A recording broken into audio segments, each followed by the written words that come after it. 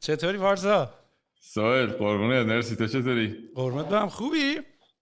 چاکرم، مرسی. چه خبر؟ من عالی عالی. رو به رشته، رو به رشته. وسط چه خبر؟ روز اومدی اینترویو کنیم؟ آره، من آخه هر ساعتی که من مثلا میگفتم مثلا بیا 6، تو میگفتی میشه مثلا 3 ساعت عقب‌تر. بعد من اینجوریم که آقا 3 ساعت عقب‌تر که دیگه من وسط کارم. بعد تو دوباره مثلا من میومدم 1 ساعت با تو بیارمش جلوتر، بعد تو میگفتی خب میشه 2 ساعت عقب‌تر. و من گفتم دیگه پس بذار. بعد من آخه یه کاری که کردم، من دیروز رفتم کلندرمو یکم درست کردم. یعنی یه سری از میتینگایی که داشتم و همه رو کردم پشت هم. نمیدونم تو هم این تجربه رو داری یا نه، ولی ماهی که یه مقداری مثلا اوپنیم برای اینکه مردم با همون میتینگ بوک کنن، و مردم که یعنی بچهای شرکت با هم مثلا میتینگ بذارن و اینا، رعیت با هم میتینگ بوک کنن برای اینکه مثلا بتونن برای اینکه مثلا بتونن میتینگ بوک کنن. بعد صبح که از خواب پا میشی یه چیز عجیب غریبی میبینی که مثلا یه ساعت فقط وسطش خالی داری، نیم ساعت وسطش خالی داری. آره. بعد دیگه هیچ خب یعنی نمی‌رسیش یه کنن بلاک کار. گذاشتی که تو اون بلاک فقط میتونن میتین باد بوک کنن؟ آره. آره خب، ولی خب چون یه مقداری هم الان تایمینگ، مثلا تایمینگ اینترنشنال طوره، یعنی مثلا باید یه جوری میخوای کاور کنی همه تایم زونا رو، چون ما بچه‌مون از همه جا هستن دیگه. برای همین مثلا یه مقداری مال من بازتره. بعد یکی مثلا 2 میگیره تا 2 نیم، مثلا بعد اونی که میتینگ 3 داری یه نیم ساعت اون بینش خالی میمونه، اون تایم مرده است دیگه. دیروز گذاشتم که همه رو کردم پشت هم که بعد بتونم با تو یه تیک هم با تو صحبت بکنم دیگه. دمت گرم، کارت خلاصه درسته. خواهش ولی خیلی میکنم. باحاله کلا این سیستمی که پادکست ده انقدر مثلا کژواله و به قول خودت اینترویو نیست، خیلی کانورسیشن بیشتر. و اینکه مثلا ما واقعا، حالا کسایی که دارن میبینن شاید نفهمن، ولی تا 30 ثانیه قبل از اینکه شروع کنیم ضبط کردن پادکست داشتیم سرکله خودمون می‌زدیم دوربین و اینا رو ستاپ کنیم و یهو همین مثلا شروع کردن رکورد کردن و شروع کردن گپ زدن. برای همین خیلی سیستم باحال و خیلی اسپانتینیوسه دیگه، میدونیش، خیلی جالب. آره آره. و من اصلا میگم آخه ببین، ما همچین پادکستی هم ریکورد نمی کنیم. این همون زوماست که داریم با هم صحبت میکنیم، همون دیگه دارم آره گفتم. دقیقاً. یعنی من اصلا نمیگفتم داریم ریکورد میکنیم، همون بود. میدونی ام، ام. چه خبر؟ آره میفهمم. خبر سلامتی هیچی، والا درگیر کار و کووید مثل همه. و اینکه منیج کردن ترانزیشن کووید فکر کنم برای کسی که هر کسی به نوبه خودش تو بیزنس های مختلف بالاخره باید چه میدونم یه جایی it's a matter of adaptation دیگه. یعنی همه دارن سعی میکنن خودشون رو دوباره پیدا کنن تو این دنیای جدید و خیلی چیز نیست که به نظرم، یعنی مثلا همون اولا که شروع شده بود رو آمازون نگاه میکردی کاتگوری های پروداکتی که داشتن میرفتن بالا، مثلا فروششون بیشتر شده بود، مثل فرض کن دمبل و نمیدونم وسایل جیم تو خونه، یا مثلا برد میکر فکر کنم یکی از چیزایی بود که خیلی پاپولار شده بود برای نون درست کردن تو خونه. بعد از اون ور میدیدی که مثلا یه سری چیزا خیلی دراپ کرده، مثلا چمدون و نمیدونم چیزای مرتبط با سفر. ولی وقتی نگاه میکردی مثلا مقدار دلاری که داشت خرج میشد شاید تقریبا ثابت مونده بود، ولی خب شیفت شده بود از چمدون به مثلا دمبل برای تو خونه. آره و آره. این نشون دهنده اینه که مثلا مثلا نمیشه گفت که مطلقاً لاسه یا مطلقاً گینه، بیشتر این یا برای بیزنس ها بیشتر it's a matter of adaptation. مثلا یکی از استارتاپایی که من خیلی حال کردم با ترانزیشنشون، استارتاپی اینجا تو دابلین به اسم گلوفاکس، و اینا بیزنسشون سافتور برای جیم درست کردن، سافتور ممبرشیپ منیجمنت برای جیم‌ها درست میکنن. و اینا مثلا 1 ماه 2 ماه از لاکداون گذشته بود یه فاندینگ راوند خیلی بزرگ اناونس کردن و کلا پیوت کردن به مثلا هوم ورکاوت، کلا شدن مثلا اپ ورکاوت از فرض کن سافتور درست کردن برای جیما. و این یعنی همون ایدیاست دیگه که like just follow the consumer. و حالا ممکنه طرف جیم نره برای ورکاوتش، ولی بالاخره اون آدم دوست داره ورکاوت کنه و یه باجت ماهانه داره برای ورکاوت کردن، حالا ببین که کجا رفته. خلاصه چی پوینت کلی بود که درگیر خیلی ادپتیشنه بودیم حالا تو کانتکست شرکتمون الین، ولی میگم فکر کنم برای همه همینطوری بوده. ببین مثلا من خودم اومدم از این رزिस्टنت بندا بگیرم، 1 ماه طول کشید تا دلیور بکنه. خب و همیشه هم یه شاک داشت دیگه. مثلا من نمیدونم شما این داستان دستمالاتون واقعا تموم شد اون اول که این قضیه افتاد که مثلا آقا کرونا داره میاد، لاک داون میخواد بیاد، واقعا اینجا هر جا میرفتی دستمال نبود و الان دوباره این اتفاق افتاد. یعنی دوباره یه مقداری قضیه ریلکس شده بود، ما الان داریم دوباره یه ویو دیگه تجربه میکنیم. آنتاریو دوباره داره کیساش میره بالاتر و بعد دوباره آدما دارن تست میدن زیاد و دوباره تستا خیلیش داره مثبت در میاد و ما دوباره داریم برمیگردیم عقب. یعنی ما رو الان دوباره از 50 نفر به بیرون به 25 نفر توی آوتدور محدود کردن و این دورم از 20 نفر دوباره شدیم 10 نفر. آره یعنی ما رو هی داریم محدود میکنن. فقط دوباره فکر کنم دوباره برمیگردیم به استیج 2 و من فکر میکنم که بخوایم یکم ریالیستیک به قضیه نگاه بکنیم، چون داستان واکسین هم اینطوری که همین الان از ویسپیک اگه واکسن هم بیاد کل مثلا 7 بیلیون نفر آدمو که نمیشه مثلا یه واکسیناسیون بکنیم. آره اصلا تایمینگش هم طول میکشه، یواش بخوای این کارو بکنی هم طول میکشه. واسه همین من فکر کنم این قضیه با ما هست تا واقعا اگه بخوای ریالیستیک باشی 2 سال داره راحت. آره دقیقاً. فکر کنم تا وقتی یه واکسن ریلایبل و اکسسیبل بیاد احتمالاً مینیمم دیگه مارچ اپریل سال دیگه است و بعد به قول تو 7 میلیارد آدم واکسن زدن خب کار سختیه و احتمالاً مثلا بعد پرایورتایز بشه دیگه، مثلا اول چه به پیرا شاید واکسن بزنن یا به کسایی که های ریسکن و مثلا با اوردر ریسک برن جلو.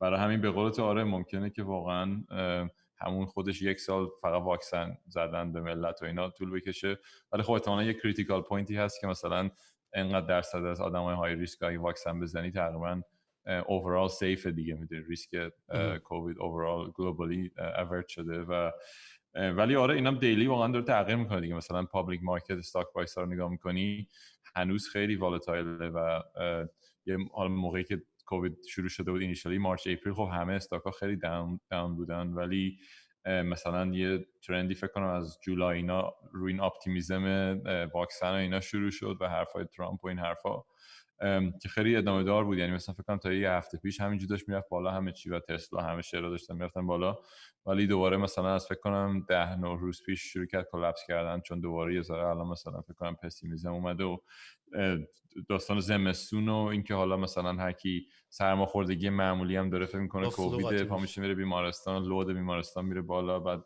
اتنشن به پیشنت واقعی کووید نمیرسه.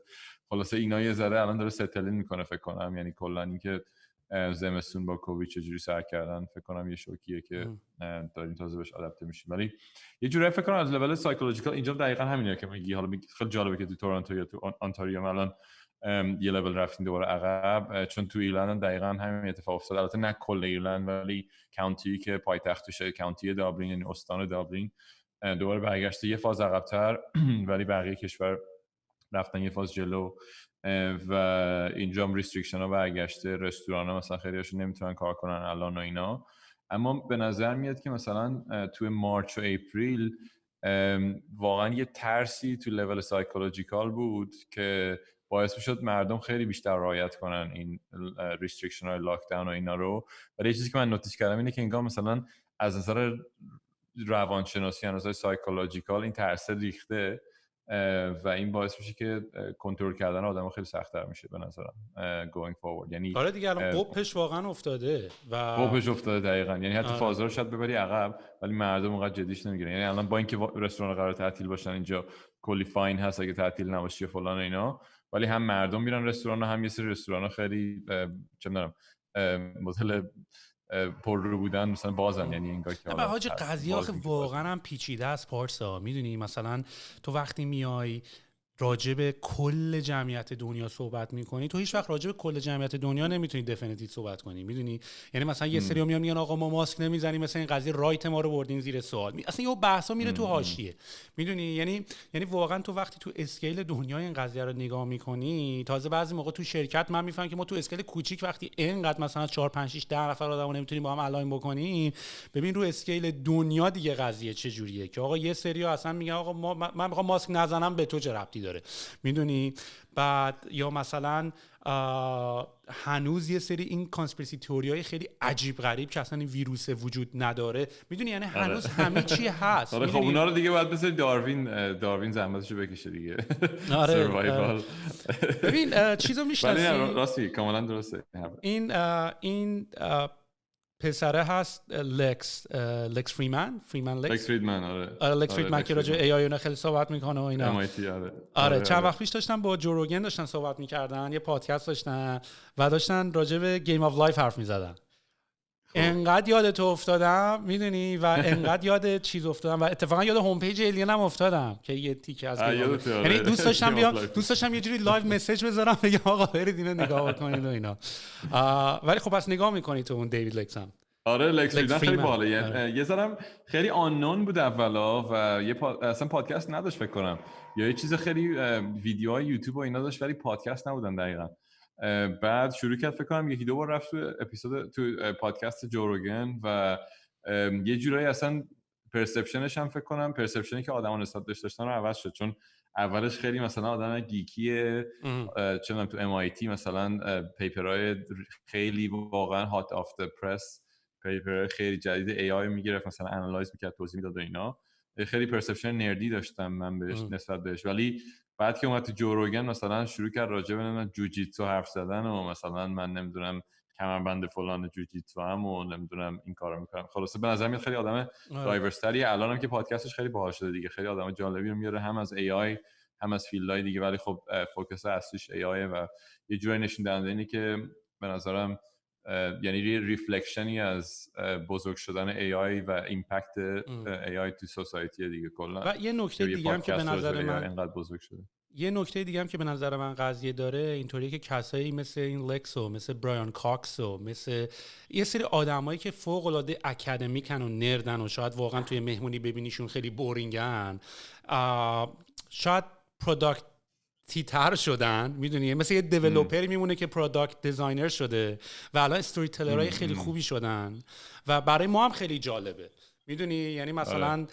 ما هم داریم همین کارو میکنیم دیگه. الان توی قالب پادکست ما هم داریم استوری تل میکنیم، میدونی یعنی داری سعی میکنی چیزایی که خیلی نردی بود قبلا و اینا رو ورداری یه جوری دیگه ترجمهش بکنی که یه مقداری تو مهمونی هم بتونی برای بقیه حرف بزنی، میدونی یعنی نری یه گوشه بشینی فقط نردا رو دور خودت جمع بکنی. و من فکر میکنم که این استوری تلرها الان این استوری تلرهای آکادمیک که زیاد شدن خیلی دنیا خیلی بالاتر داریم، یعنی تو فیلم‌ها هم دارن رفلکت میکنن دیگه. یعنی مثلا فیلمایی که الان مثلا فیلمایی که نولان میسازه رو خب مثلا با فوق العاده با آدمای اکادمیک میسازه، یعنی فیلماش واقعا داره سعی میکنه تو به ریالیستیک مثلا تنت رو دیدی راستی؟ تنت رو ندیدم هنوز. دیدی؟ ندیدم هنوز. آره باحال بود. ما با شرکت رفته بودیم هفته پیش تنت دیدم. آره شما پرایوت اسکرینینگ کرده بودیم برای شرکت لاکچری بازی دیگه به خاطر کووید. آره تنها کاری که میشد کرد همین بود، ولی فیلم جالبی بود. یعنی کانسپت دیگه مثلا چه میدونم تایم ترافل دیگه واقعا خیلی اکسپلور شده. چی شده؟ اسپویل نکنی میگم. نه اسپویل نمیکنم. منظورم اینه که کلا مثلا کانسپت فرض کن بازی کردن با زمان خیلی جورای مختلفی تا حالا اکسپلور شده. مثلا تو اینترستلار اومده بود چه میدونم اینکه زمان توی یونیورسی خیلی سریعتر از یه یونیورس دیگه بگذره چه اتفاقی میفته. یا مثلا فرض کن ممنتو هم نولانه نه یا یادم کدوم فیلم بود که خیلی مثلا اسکیپ گذشته به آینده و اینجور چیزا داشت، یا تایم ترافل خیلی زیاد اکسپلور شده. دارک مثلا خیلی بازی جالبیه با تایم ترافل دقیقاً و خیلی طول میکشه که بفهمید دقیقاً چه اتفاقی داره میفته، ولی خیلی جالبه که به نظرم یکی از چیزایی که از دارک خیلی خوشم اومد یه جورایی مثلا برعکس شاید گیم آف ترونز بود، انگار که مثلا از روز اول که شروع کردن پروداکشنشو دقیقاً میدونستن که اپیزود آخر سیزن آخر چه اتفاقی قرار بیفته. خیلی کانسیستنت و کوهرنت بود کل داستانش. از اینش خیلی حال کردم با دارک. من فکر کنم همون داستان لوپ بودن توی نویسندگی هم هست. آره دقیقاً و یه جورایی زندگی واقعا یه چی میدونم ریفلکشنی از زندگی دیگه، حالا تو لول‌های مختلف. مثلا کل کهکشان رو بخواد در نظر بگیری، حالا خیلی هم میگن که آره این داستان هی اتفاق میفته، هی بیگ بنگ میشه، هی کلاپس میکنه، هی بیگ بنگ میشه، هی کلاپس میکنه. ولی تو اتفاقات روزمره حالا تو لول انسانی و مثلا چه میدونم دی تو دی هم باز احساس میکنی بعضی وقتا. فکر کنم من تو راجع به چیز داشتیم صحبت میکردیم، تو داشتی راجع به ترایب میگفتی و کاری که الان دارین میکنین فوکس جدیدتون برای در واقع کامپوننتایز کردن سوشال نتورک، سوشال میدیا و اینکه هر اپی رو بتونی فیچر سوشال بهش اضافه کنی و به صورت ویجت. فکر کنم کیوردی که گفتی که این فکر رو تریگر کردن روز ویجت بود و این مثلا من اون چیزی که اون روز بهت گفتم اینه که انگار مثلا یه تیمیه که تو مثلا تو کارات و از پروژه خیلی وقت پیشت همیشه تو ذهنت بوده این سیستم ویجتایز کردن مثلا وب اپ دیولپمنت یا وب کلا یا نه به عنوان تکنیکال، تو خب آدم چیزی هستی، بیشتر ایمپکت سوشالش منظورم این که مثلا اکسپکتیشن یوزر رو چجوری ساتیسفای کنی.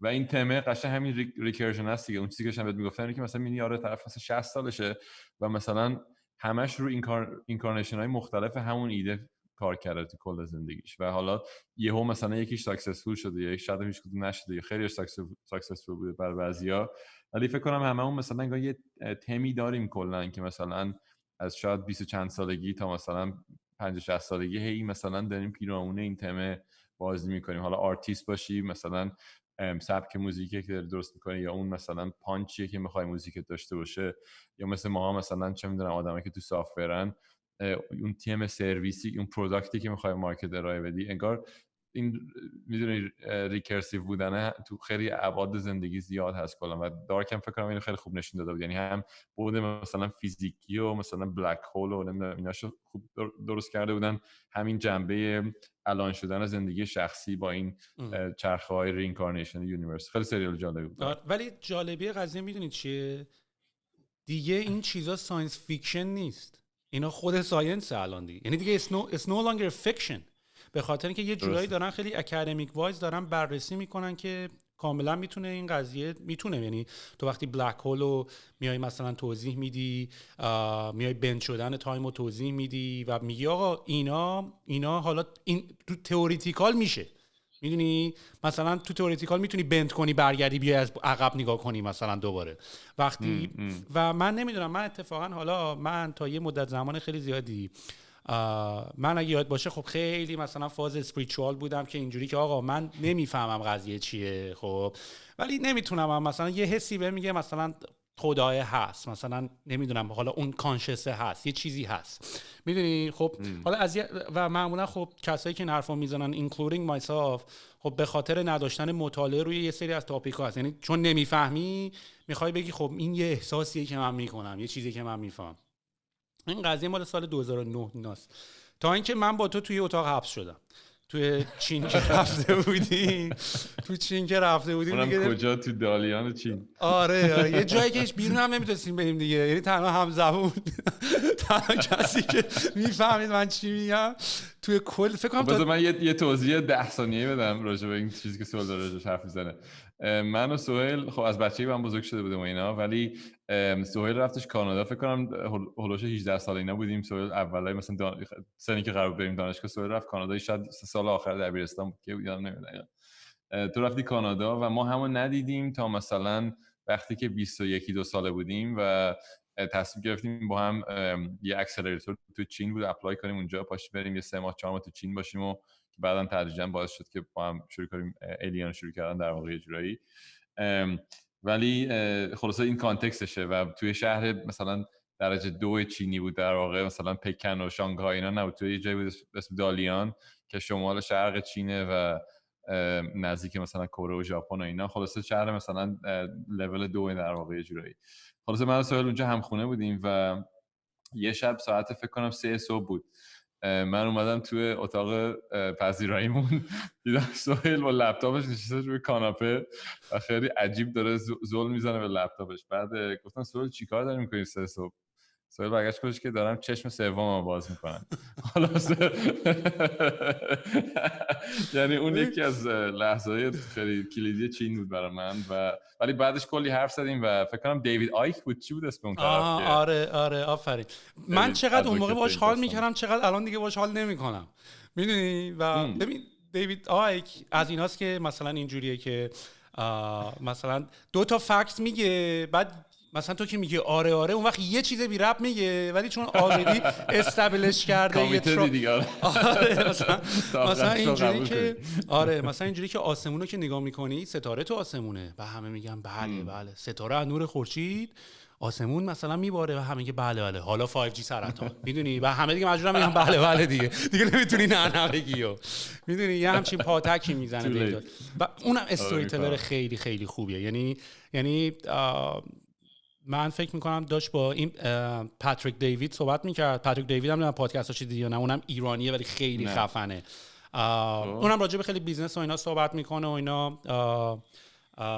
پاتریک بت دیوید بعد اونم آدمای مختلف رو خیلی میاره. اتفاقا سر دیوید آیک، چون نمیدونم دیوید آیک رو سر 5G و کرونا و اینا یادت که خیلی داستان شد، در یوتیوب خیلی بن کردن. این لندن ریل رفت فقط اونو آوردش، یه 2-3 ساعت پادکست ضبط کردن، بعد اونو سر یوتیوب ریموو کرد به خاطر اینکه می‌خواستن اینفورمیشن غلط اسپرد نشه و اینا. خیلی داستان داشت اینا.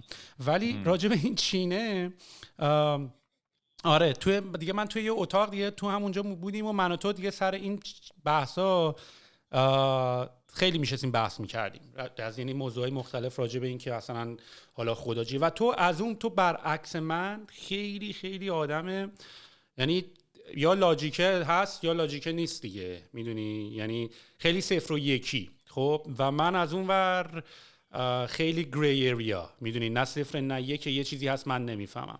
حالا من آرگومنتم اینه که حالا نه من خیلی از اون ور درستم نه تو از اون ور خیلی، چون یه مشکلی که من با تیپ 0 و 1 مثل تو دارم، نه که مشکلی که نداریم با هم، ولی کلا in terms of logic اینه که آره نه، ولی مشکل اینه که اکسایتمنت قضیه دراپ میشه، میدونی، یعنی وقتی مثلا میای جاذبه زمین رو میگی خب ام مساوی با مثلا این بعد اینجوری که خب پس این جاذبه است، یعنی مثلا دیگه هیچ اکسایتمنتی نداره که آقا یه چیزی که جرم داره، تو مثلا اینجوری که آقا جاذبه چیه، چیزی که جرم داره همه چی رو به خودش میکشه مثلا. بعد مثلا من که اینجوریام که بابا عجب چیزه باحالیه، این چیزا رو به سمت خودش میکشه، میدونی. بعد وقتی 0 و 1 به علم نگاه میکنی، میدونی، چون تو یه چیزو تعریف میکنی، میتونی تعریفش کنی، لزوما دیسکرایبش نمیکنه که how this is happening، میدونی. you can talk about gravity ولی میتونی اکسپلینش کنی چیه، ولی نمیتونی بگی چیه. ببین کاملا درست حرفت، ولی چیزی که هست اینه که هیچکی نمیگه که ساینس کامله. obviously that's not the point. میدونی همه فکر کنم کل داستان از این قراره که ساینس یه جورایی به قول تو، مثلا من از اون موقع فکر کنم خیلی سابسکرایب کردم به این ایده که خیلی راههای مختلفی هست برای توضیح دادن یه پدیده، ولی خب خیلیاشون نمیتونی تو ادامش بدی. یعنی مثلا طرف چه میدونم توی کتاب دینی مثلا اومده 2000 سال پیش، 1000 سال پیش، هر چی گفته که مثلا به این دلیل و به این دلیل مثلا چه میدونم زمین اینطوری میچرخه، یا مثلا نمیدونم حرکت دریا اینطوریه یا چیز اینطوری. خب یه اکسپلینیشن این براش داده، ولی چون اصلا بیس آن اوییدنس نیست و از ساینتیفیک متد تبعیت نمیکنه، تو نمیتونی اینو والیدیتش کنی، نمیتونی باش آرگیو کنی، نمیتونی ادامهش بدی. میدونی مثلا یکی از ویژگی‌های خیلی مهم ساینس و ساینتیفیک متد اینه که مثل لگو تو میتونی تا ابد اینو ادامه بدی. خب یعنی مثلا الان تو میای فرض کن یه پیپر پابلش میکنی روی مثلا استفاده از ماشین لرنینگ برای دیتکت کردن صورت تو تصویر و یه متدولوژی معرفی میکنی، میگی که این پرابلمی که من دارم حل میکنم، این متدولوژی که دارم استفاده میکنم، این یعنی چه الگوریتمی، چه دیتا ستایی، این ریزالت هایی که اچیو کردم، اینم کانکلوژنمه. خب و اینو تو پابلشش میکنی، کریتیک میشه توسط ریویورهای مختلف و توسط پیرات و بالاخره یه رکوردی از این میمونه که تو یه قدم رفتی جلوتر و مثلا اون وقت پدیده سایتیشن هست، وقت تو نفر بعدی که میاد این مشعله از تو میگیره بعد پیپر تو رو سایت کنه بگه که من اینجاش یه کوچولو عوض کردم، ایده مثلا سهیل رو گرفتم ولی اینجاش یه سری تغییر دادم، رو این دیتا اپلای کردم، این ریزالت ها و یا مثلا این ریزالت چقدر بهتر شده. برای همین مثلا خیلی بریک ترو های ساینتیفیک هم نگاه کنی همیشه کلی چین سایتیشن پشتش هست و هی رفته رو پله پله رو هم درست شده. برای همین پوینتش این نیست که ساینس خیلی کامله، پوینتش اینه که ساینس تنها ابزاریه که داریم یه جورایی برای اینکه به اون نالج کاملتر نسبت به دنیا برسیم. و این حرفی که میزنیم خیلی جالب راجع به جاذبه. ریچارد فاینمن یه فیزیسیست خیلی معروفه، مثلا تو دهه مثلا فرض کن فکر کنم 40 تا 70 80 خیلی معروف بوده تو آمریکا و مثلا اینیشیالی کریرش از تو دانشگاه شروع میکنه ولی خیلی سریع جذب پروژه منهتن میشه که پروژه آمریکا بود برای درست کردن اولین بمب اتم و اینا. چرا من چند وقت پیش راجع به میخوندم، با تو صحبت کردم، چون راجع به میخوندم راجع فاینمن و راجع همین پروژه منهتن که تو نیویورک اتفاق افتاد. تو نیویورک نه، راجع بمب اتم هست دیگه، اسم پروژه منهتنه، اسم پروژه. آره دقیقاً این. ولی فاینمن همیشه تو کالیفرنیا بوده، فکر کنم کالتک درس میده. ولی یه ویدیو خیلی جالبی روی یوتیوب داره، یکی از اینترویوهاشه که میگه که من یه دوستی دارم که دوستم نقاشه، فکر کنم یا هنرمنده، این به من میگه که تو خیلی احمقی که مثلا میای زیبایی یه گل رو نمیتونی درک کنی یا زیبایی مثلا زنبور رو نمیتونی درک کنی، انقدر ساینتیفیکش کردی و همش داری میگی که نمیدونم این به قول تو جی مساوی فلانه. و ریسپانس فاینمن بهش جالبه، میگه که نه مثلا من مثل هر آدم دیگه میتونم زیبایی این گل رو اپریشیت کنم، رنگاشو، نمیدونم تکسچرشو، بوش و اینجور چیزا رو، ولی من به عنوان یه ساینتیست اینم درک میکنم که مثلا این گله ظرف میلیون ها سال جوری اوالو شده که مثلا یه چیزی ترشح کنه یا یه چیزی پخش کنه تو هوا که زنبورا رو جذب کنه. بعد میدونی پروسه جذب شدن زنبور این پروسه‌ای که مثلا تو میلیون ها سال واقعا اوالو شده و خب این یه جورایی داره پوینتش اینه که من یه زیبایی دیگه هم میبینم به خاطر اینکه لنز ساینس رو میتونم به این اپلای کنم. برای همین همیشه بد نیست. ولی این که تو میگم درسته، یه وقتایی مثلا فکر کنم خیلی وقتی ساینتیفیک میشی راجع به یه سری چیزا مثلا ایموشنای آدم، مثلا اینکه بیای تو بگی نه مثلا عشق کلا یه چه میدونم ترشحی از هورمونای سروتونین و دوپامین و فلانه و that's it. هیچ کسی دوست نداره اینو قبول کنه، من جمله حتی ساینتیستایی که دارن این کار میکنن باز طرف ممکنه مثلا پیپرش رو بیاد پابلش کنه راجع به ساینس مثلا افکشن، ولی بعدش که میره خونه دوست داره مثلا اون عشق رو واقعا احساس کنه و یه معنی والاتری براش داره اون عشق، هرچند که ممکنه کاملا اچاف داشته باشه به اینکه اینا یه سری چه میدونم نوروترانسمیترن که تو مغزت داره ترشح میشه. اتفاقا جوردن پیترسن هم موافقم با جوردن پیترسن هم مثلا یه بار ازش پرسیدن راجع به همین سایکادلیک و دراگز و اینا که وقتی تو میزنی این اتفاقای عجیب غریب برات میفته و میگفتش که سایکادلیکس به ماها میگن که ما چقدر راجع به دنیا نمیفهمیم. میدونی یعنی اگه میخواستی فقط به این قضیه ساینتیفیک اینو ترجمهش بکنی و بخوای ازش نتیجه بگیری اتفاقا هیچ چیزش نمیفهم که چجوری این اتفاقا میفته. ببین این قضیه رو مثلا من توی دیولپرها هم دیدم وقتی دارم مثلا به ساینتیفیکش میگم، مثلا تو مثلا توی تیم پروداکت داری راجع به یه فیچر خیلی جذابی صحبت میکنی که شاید اتفاقا تکنیکلی ایمپلمنتیشنش اصلا کار دشواری نیست و وقتی اون رو مثلا به دیولپرها پریویو میکنی که آقا میخوام یه همچین کاری بکنیم اینجوری که این که یه خط کده، میدونی در صورتی که آجی اصلا مثلا کاملا انگار پوینت قضیه رو از دست دادی، میدونی. و من احساس میکنم که تو داستان ساینس این اتفاق افتاده، ولی الان یه سری استوری تلرهای خیلی خوب اومدن که هم میتونن قضیه رو خیلی برات شفاف توضیح بدن و هم اکسایتد بکنن. و منم اتفاقا این چیزی بود که از تو یاد گرفتم، میدونی، یعنی منم بعد از اون سفری که ما با هم رفتیم تو چین و ما شبای خیلی زیادی رو با هم صحبت میکردیم دیگه، منم یاد گرفتم که خیلی هی به احساسات هم اونطوری نگاه نکنم که حالا چون نمیفهممش احساس بکنم یه چیزی هست. مثلا دیدی بعضی موقع میری به طبیعت نگاه میکنی و طبیعت واقعا زیباست، بعد یه نفر بغلت میاد میگه مگه میشه خدا نباشه، میدونی. ولی مثلا منم اینجوریم که ولی من اون موقع شاید مثلا توی 2008 قبل از اینکه مثلا اون صحبت رو تو چین داشته باشیم مثلا اینجوری بودم که همینو میگفتم، ولی اینجوری هم که بله میشه اینجوری و اینجوری و اینجوری، میدونی، ولی still I enjoy it. و یه جوری دیگه اتفاقا از اونی که خدا رو شاید قبول داره بیشتر اینجوری میکنم، به خاطر اینکه دارم پروسه عجیب غریبی که طول کشیده رو دارم میبینم طی میلیون سال و اتفاقا زندگی رو خیلی بیشتر اپریشیت میکنی. یعنی بعضی موقع من احساس میکنم این دینی که تو بخوای، حالا ساینس هم که تعریف ساینس آخرین چیزیه که مگر اینکه خلافش ثابت بشه دیگه، یعنی آخرین دیسکاوری مگر اینکه خلافش ثابت بشه، یعنی فکت لزوما فکت خاصی هم نیست. ولی من اتفاقا وقتی این مدت زمانی که طول کشیده تا این اتفاقا بیفته و این تایمینگی که ما افتادیم توش رو میبینم، خیلی اپریشیشن هم نسبت به لایف و زندگی رفته بالاتر. اتفاقا برخلاف این چیزی که خدا رو مثلا قبول داشته باشی اتفاقا فکر کنم کمتر اپریشیت میکنی، میدونی، تا وقتی که اونجوری با اون زاویه نگاش بخوای بکنی به قضیه. و دیگه 2020 دیگه، میدونی، یعنی دیگه مثلا دیگه الان یه سری بحثا به نظر من واقعا بحثاییه که آدم‌ها اتفاقا من احساس میکنم که اگر اینا رو بخونی مهربون‌تر میشی، اگر اینا رو بفهمی آدم‌های کشور بهتری میشی. اونجوریه که دنبال یه بهشت و جهنم و حوری هستی زدیم ترکوندیم هم دیگه رو، میدونی. و به نظر منم از موقعی که دیگه شروع کردم فهمیدن این کانسپت هایی که طی میلیون ها سال چقدر اتفاق افتاده و یه چیزی مثل گیم آف لایف که با یه چند تا پترن ساده، یعنی برای اینکه دنیایی به این کامپلکسیتی داشته باشیم فقط به نیاز به یه چند تا پترن ساده است و میتونه یه همچین کامپلکسیتی رو ایجاد بکنه و تازه این کامپلکسیتی فعلا توی ذهن ما خیلی کامپلکسه، یعنی برای یه مغز دیگه شاید انقدر این کامپلکسیتی انقدر عجیب غریب نباشه. خیلی جالبه میدونی.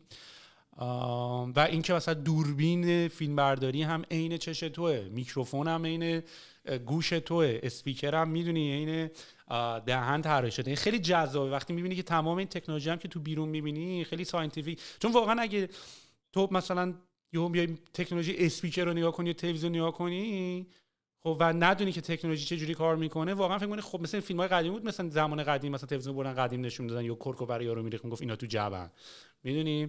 ولی وقتی خب میفهمیش خب خیلی جذاب‌تر میشه دیگه.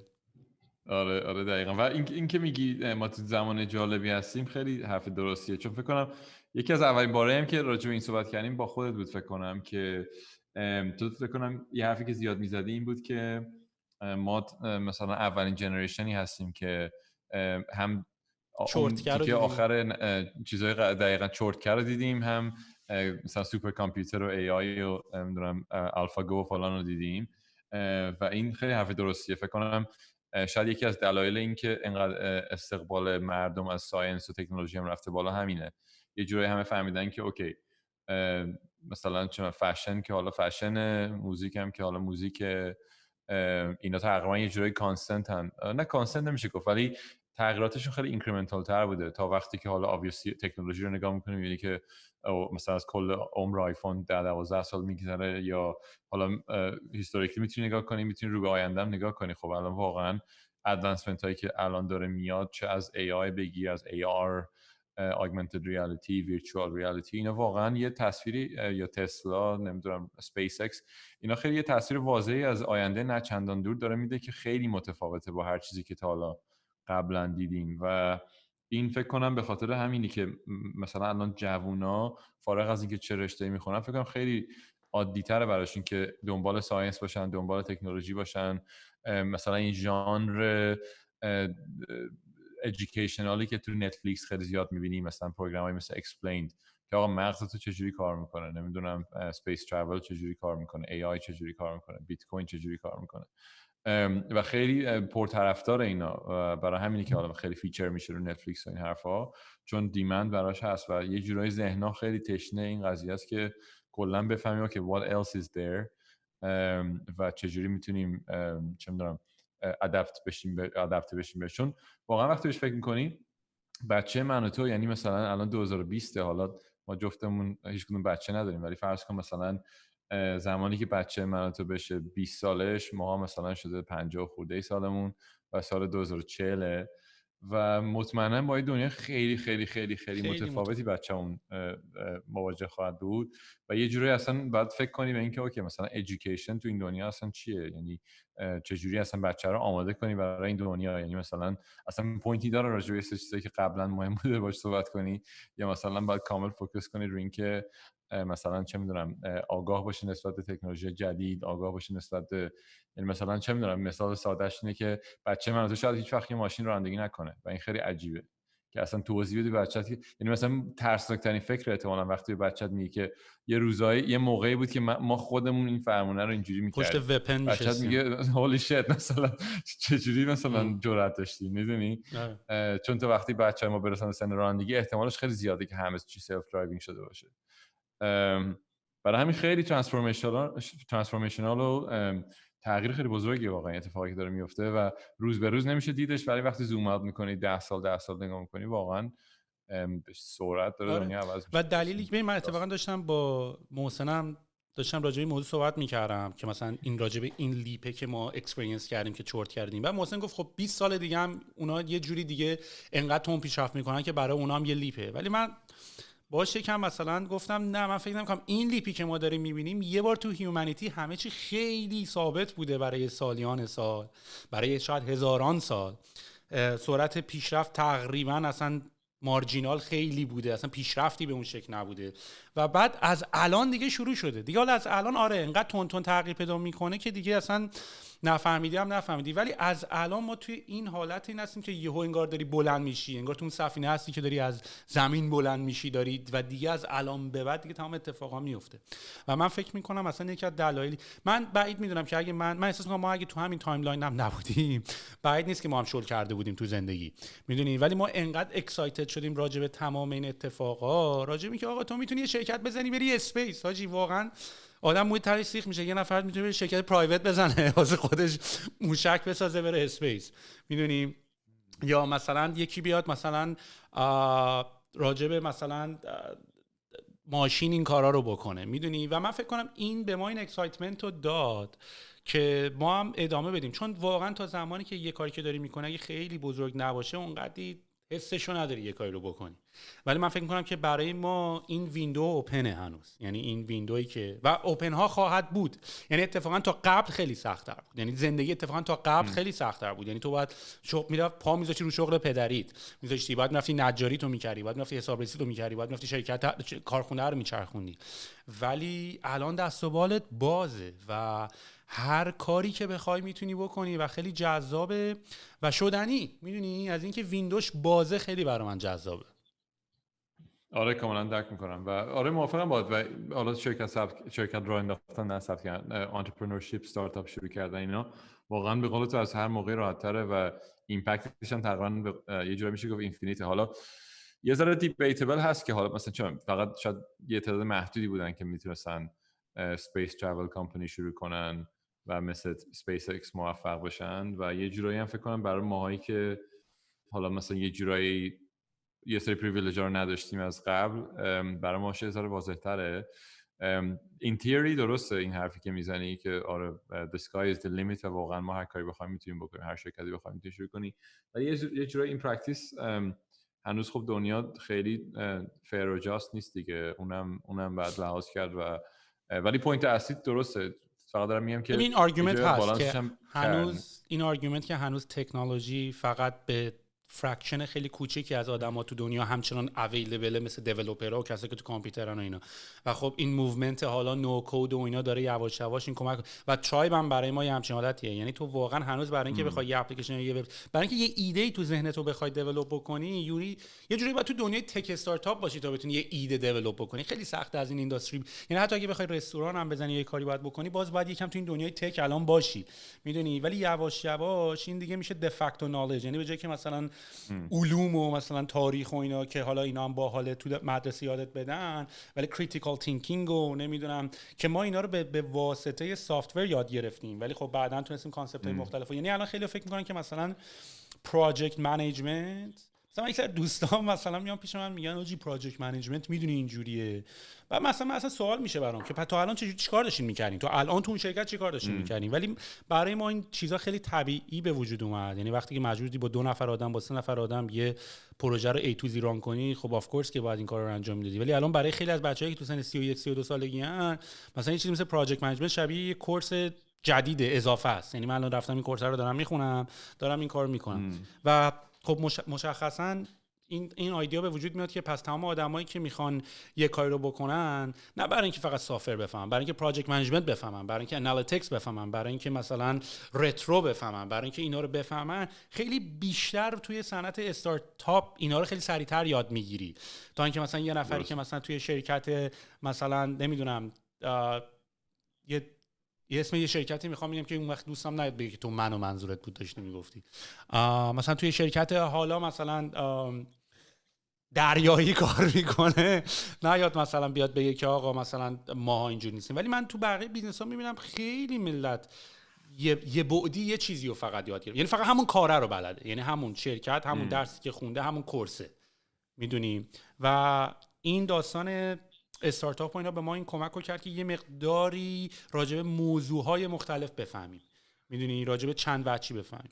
یه چیزی که می‌خواستم ازت بپرسم این بود که تو جزو اولین آدمایی بودی که خیلی قدیم اصلا تونستی مثلا AI یا مثلا NLP Natural Language Processing و اینا رو، ما دبیرستان بودیم تقریبا دیگه، میدونی، یعنی دبیرستان بودیم و تو زدی تو کار NLP مثلا. میخوام ببینم که پس فکری تو اون زمان چجوری بود که توی بازه زمانی که همه دارن با برای بچه ها پارتی میکنن و میرقصن و این کارا رو میکنن، تو مثلا رفتی NLP، یعنی فهمیدی که آقا مثلا ارزش مثلا دنیا داره به این سمت میره. آیا ترند داشتی فالو میکردی؟ آیا ایده تو سرت بود؟ آیا داشتی راجعی مطالعه میکردی؟ یه چیزی که اصلا خیلی من تو پادکست ها میپرسم، میگن آقا مهموناتو معرفی کن، همینجوری متعهد داریم یه نفر رو میبینیم که اصلا نمیدونیم کیه، میدونی. و منم چون نمیخوام مصاحبه اولش اینجوری باشه که با سلام خدمت جناب آقای غفاری از متخصصین، اینجوری نمیخوام شروع بشه. خب این قضیه رو خیلی نمیکنمش، ولی الان 45 دقیقه هم پادکسته گذشته، میشه خودتو معرفی کنی؟ آره یه کوچولو راجع خودم بگم. من اسمم خب پارسا غفاریه و 32 سالمه، تو ایرلند زندگی میکنم. از بیسیک ترین دارم شروع کنم و یه جور داستان آشنایی سویل من گفتم قبلتر، ولی ما از بچگی، از فکر کنم 7 سالگی من و سویل با هم دوستیم. یه مدرسه رفتیم تقریبا 12 سال، از اول دبستان تا آخرای دبیرستان، و بعد با هم موو کردیم چین و کلا خیلی دوستای نزدیک هستیم با هم.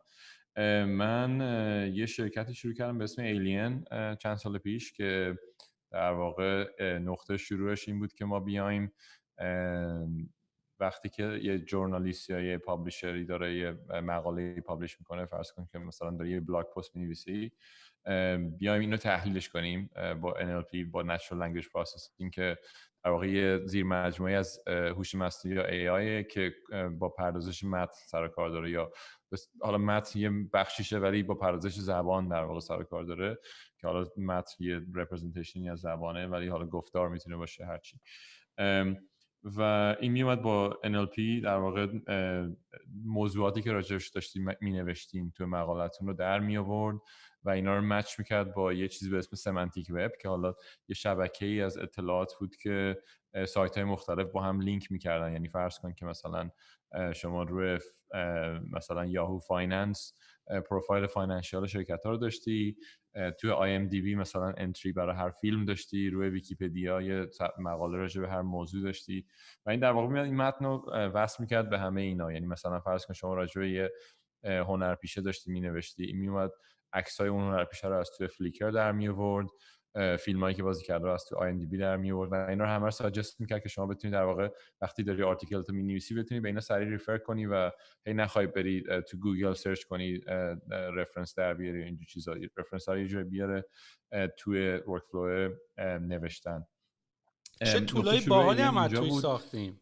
یه سرچ انجین ساخت، من هنوز پروتوتایپ ها رو دارم. یه دونه سرچ انجین ساخته بودیم که همین که الان گفتی، مثلا ویدیوها رو از یوتیوب می آورد، آهنگا رو اون موقع مثلا چه میدونم از سرویس مثلا دیزر می آورد، نمیدونم یه سری کانتنت و اینفورمیشنش رو از ویکی‌پدیا می آورد. یعنی میزدی مایکل جکسون، مثلا تمام این بهترین اینفورمیشن از بهترین سورس ها می آورد. یه دونه این پروتوتایپ کردیم، یه دونه اگه یاد باشه اون توله رو درست کردیم که روی که آخرم خود ویکی‌پدیا انجامش داد، که رو ویکی‌پدیا یا یه تولی بود که حالت اکستنشن بود، رو هر تولی میذاشتیمش. یعنی مثلا اگه میرفتی رو کلمه اپل معنیشو نمیدونستی، همونجا یه تول تیپ برات باز میشد، خودش هم میتونست از کانتکست کل اون تکست بفهمه که راجع به اپل د کمپانی داری صحبت می‌کنی یا راجع به اپل د سیپ داری صحبت می‌کنی.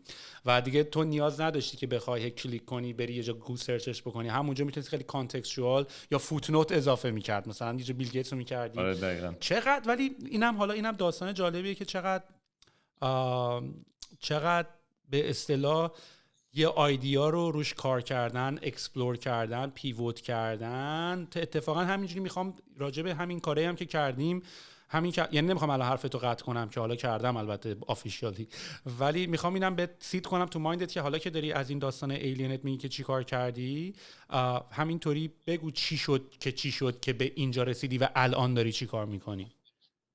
آره مختصر خیلی بگم این کل پروسه رو. خب از اونجا که گفتم شروع کردیم و تدریجاً یکی دو تا اپلیکیشن مختلف برای این تکنولوژی پردازش متن اون تست کردیم، مثل همینه که گفتی. یکیش توی حالا وردپرس و محیط تولید محتوا بود، یکیش توی جیمیل بود برای کانسومر، یا تا یه سایت باری برای جیمیل درست کرده بودیم که وقتی شما یه ایمیل میخونید چطوری بتونید سریع فیگر اوت کنی که چه آدمایی توش منشن شدن، چه شرکتایی، و تو سایت بار مثلا پروفایل کرانچ بیس اون شرکتایی که منشن شدن رو بتونی سریع ببینی. این یه اپلیکیشن دیگه‌اش بود. خلاص یه سری اپلیکیشن مختلف امتحان کردیم، ولی هیچ کدوم اونقدر در واقع موفق نبودن از نظر تراکشن گرفتن و یه جورایی هم اکسیکیوشنمون هم خیلی خوب نبود، به این صورت که حالا مثلا خیلی خوب شاید مارکتشون نکردیم و این یه جورایی اشتباهاتی که خب شرکت‌های ارلی استیج خیلی انجام میدن. ولی تدریجا به این نتیجه رسیدیم سال 2014 که بیایم این پردازش متنمون رو به صورت API ارائه بدیم به بقیه شرکت‌ها. یعنی به این نتیجه رسیدیم که اوکی خیلی اپلیکیشن هست که میتونه از پردازش متن استفاده کنه و ما قرار نیست همه اینا رو بسازیم و یه دونه‌شون هم نبود که از بقیه خیلی به نظر بهتر بیاد.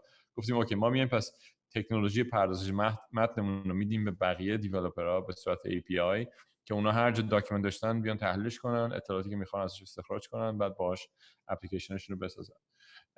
و این اپروچ خوبی بود از این نظر که به ما نشون داد یوز کیس های NLP کجاست، یوز کیس های این تکنولوژی کجاست و ما شاید مثلا چند ده هزار تا یوزر مجانی داشتیم روی این پروداکتمون و یه سری حالا یوزر کاستمر پولی هم داشتیم، ولی یوزرهای مجانی خیلی به ما نشون دادن که چه نوع اطلاعاتی رو دارن مردم تحلیل میکنن، برای چه مصرفی، و یه جورایی 2-3 سال طول کشید تا به این نتیجه رسیدیم که اوکی خبر به نظر میاد که نوع اصلی تکستیه که دارن مشتریامون تحلیل میکنن. یعنی به این صورت که یه خبر فرض کن از BBC میگیرن متنشو میفرستن به API ما بهشون میگیم که اوکی این خبره این شرکت‌ها توش منشن شدن، این اشخاص توش منشن شدن، راجع به این موضوعات سنتیمنتش مثبت یا منفی، یعنی لحنش مثبت یا منفیه و یه سری اطلاعات اینطوری خلاصش میکردیم به فرض، اینا رو پس میفرستیم برای مشتری و اون وقت تصمیم میگیره که با این اطلاعات چیکار کنه. خلاصه اولین یعنی اِوولوشن بعدی پروداکتمون بود که به جای اینکه تکنولوژی پردازش رو در واقع ارائه بدیم، اومدیم شروع کردیم خبر از همه جای دنیا جمع کردن و پردازش کردنش با تکنولوژی پردازش متنمون که درست کرده بودیم و به این صورت که یه دیتابیس خیلی ریل تایم میشد از اتفاقاتی که تو دنیا داره میفته که همش حالا ما اومده بودیم تحلیل کرده بودیم با تکنولوژیمون و کاربر میاد میگفت که اوکی من دنبال اخباری ام که راجع به صنعت خودروه و مثلا شرکت‌های فورد و تسلا توش منشن شدن و مثلا اینقدر بازخورد سوشال میدیا داره یا لحنش خیلی مثبته یا لحنش خیلی منفیه.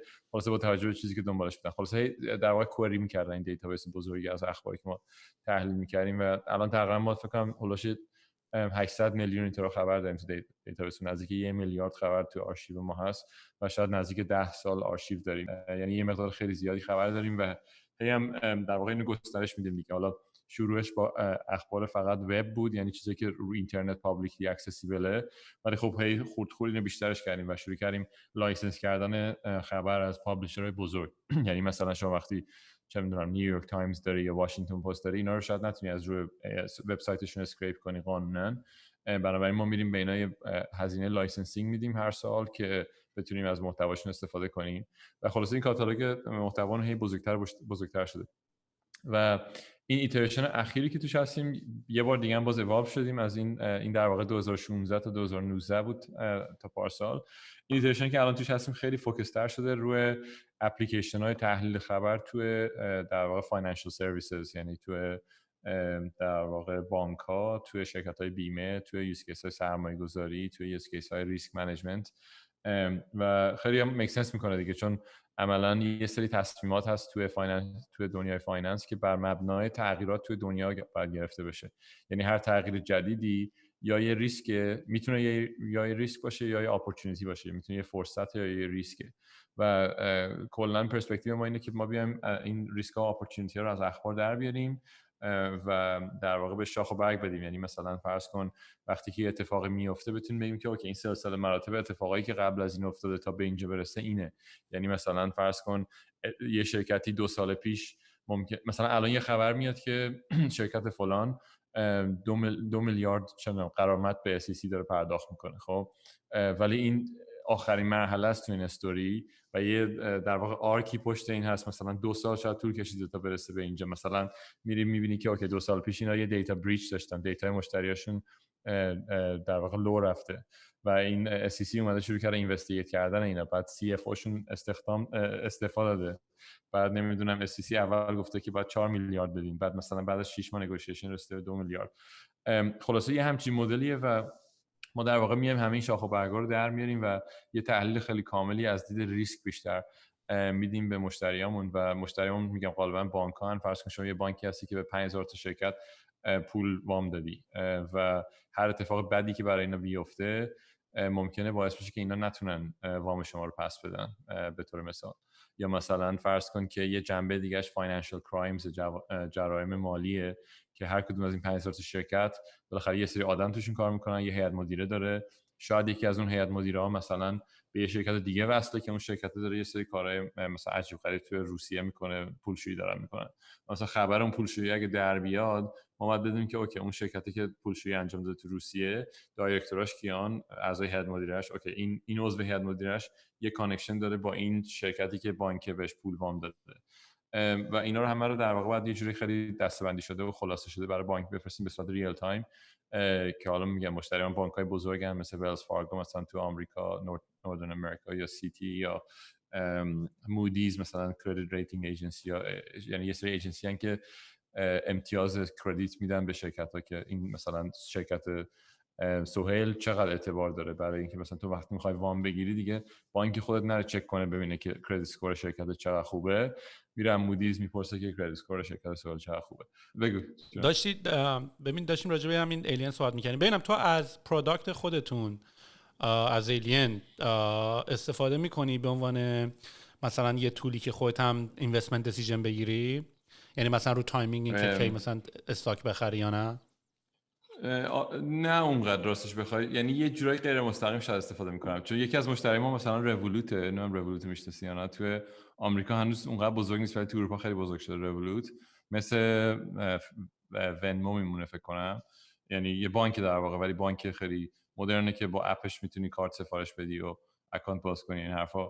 یه فیچر استاک تریدینگ داره که مثلا من بعضی وقتا برای تریدینگ از اون استفاده میکنم و کلا اسپکت نیوز رولوت ایلین سپلای میکنه و یکی از کاری که میکنیم ایمپکت نیوز دیتکشنه برای اینوستورها که مثلا میاد در واقع میبینه سهیل چه سهامایی داره رو رولوت، مثلا آمازون داری و فرض کن تسلا داری و فلان، و بر مبنای این میاد در واقع سری نوتیفیکیشن تریگر میکنه وقتی که اتفاق مهمی میفته که استاک اون شرکت ممکنه تحت تاثیر قرار بگیره. مثلا فرض کن آمازون یه پروداکت جدید لانچ کنه، یه پوش نوتیفیکیشن از رولوت میگیره که آمازون یه پروداکت جدید لانچ کرده، ممکنه روی سهامش تاثیر بذاره.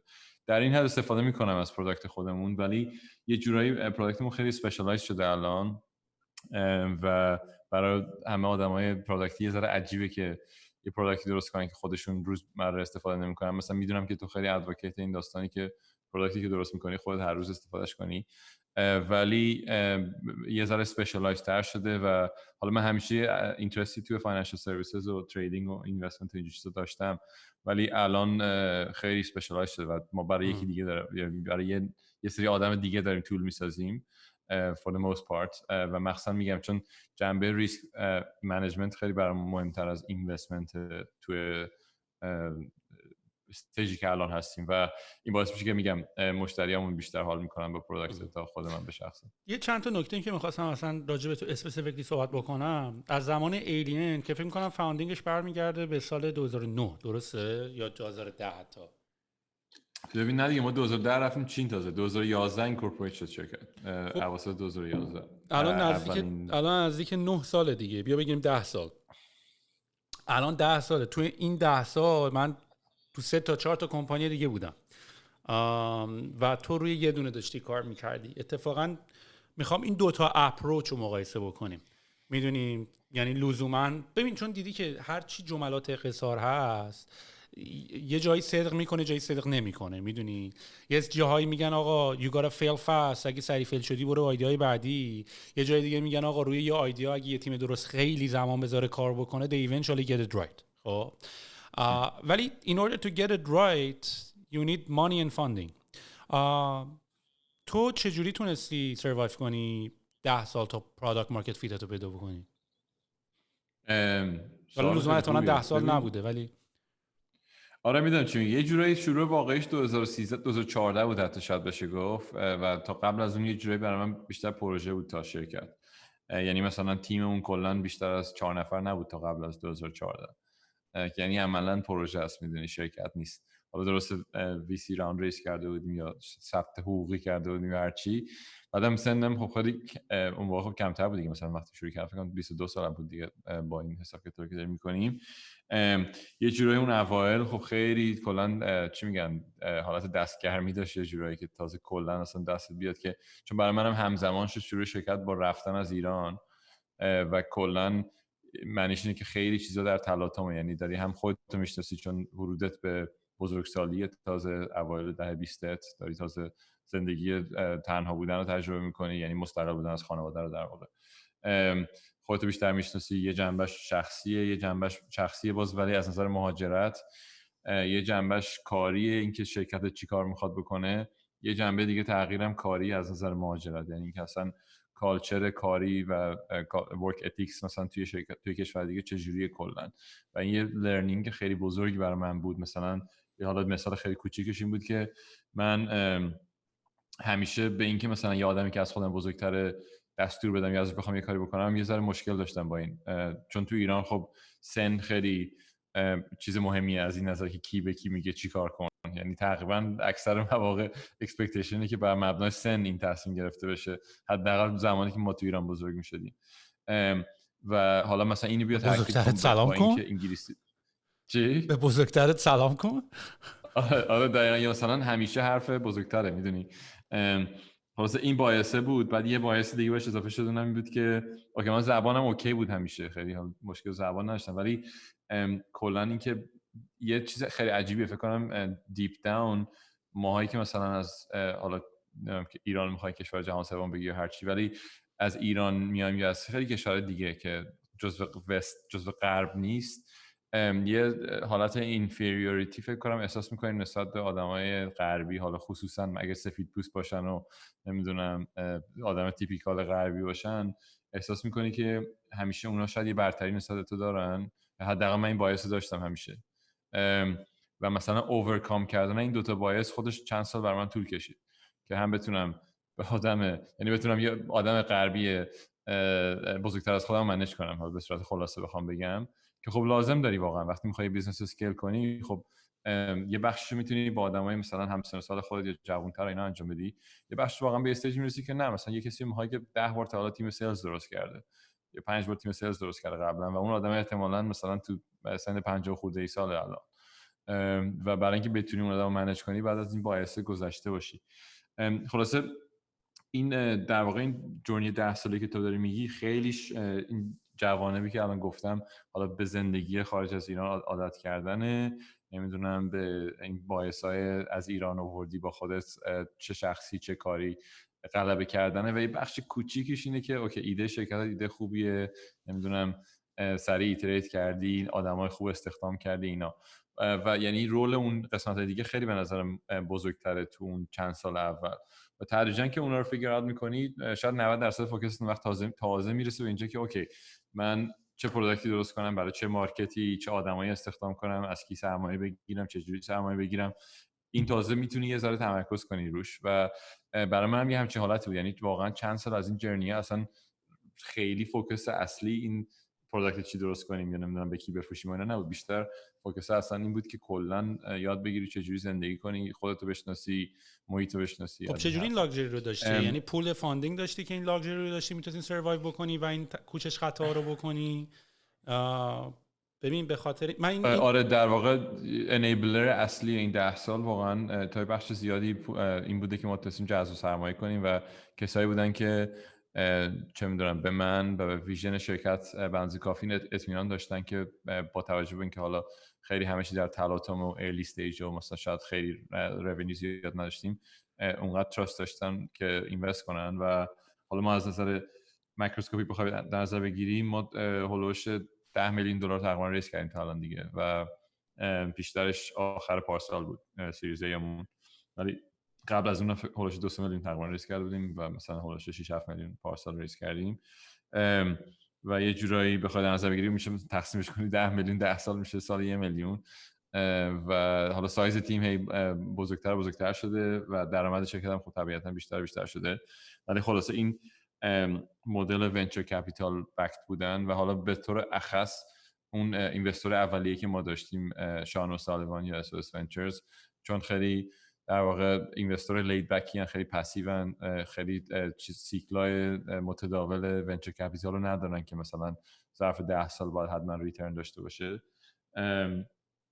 پیشنت بودن خیلی، یعنی همه میدونستن که اوکی یه جوون 22 ساله است، خیلی زمان میبره تا برسه به اونجا، ولی اوکی به نظر میاد که he has a chance that he'll eventually get there و بر اون مبنا در واقع یه بتی کردن.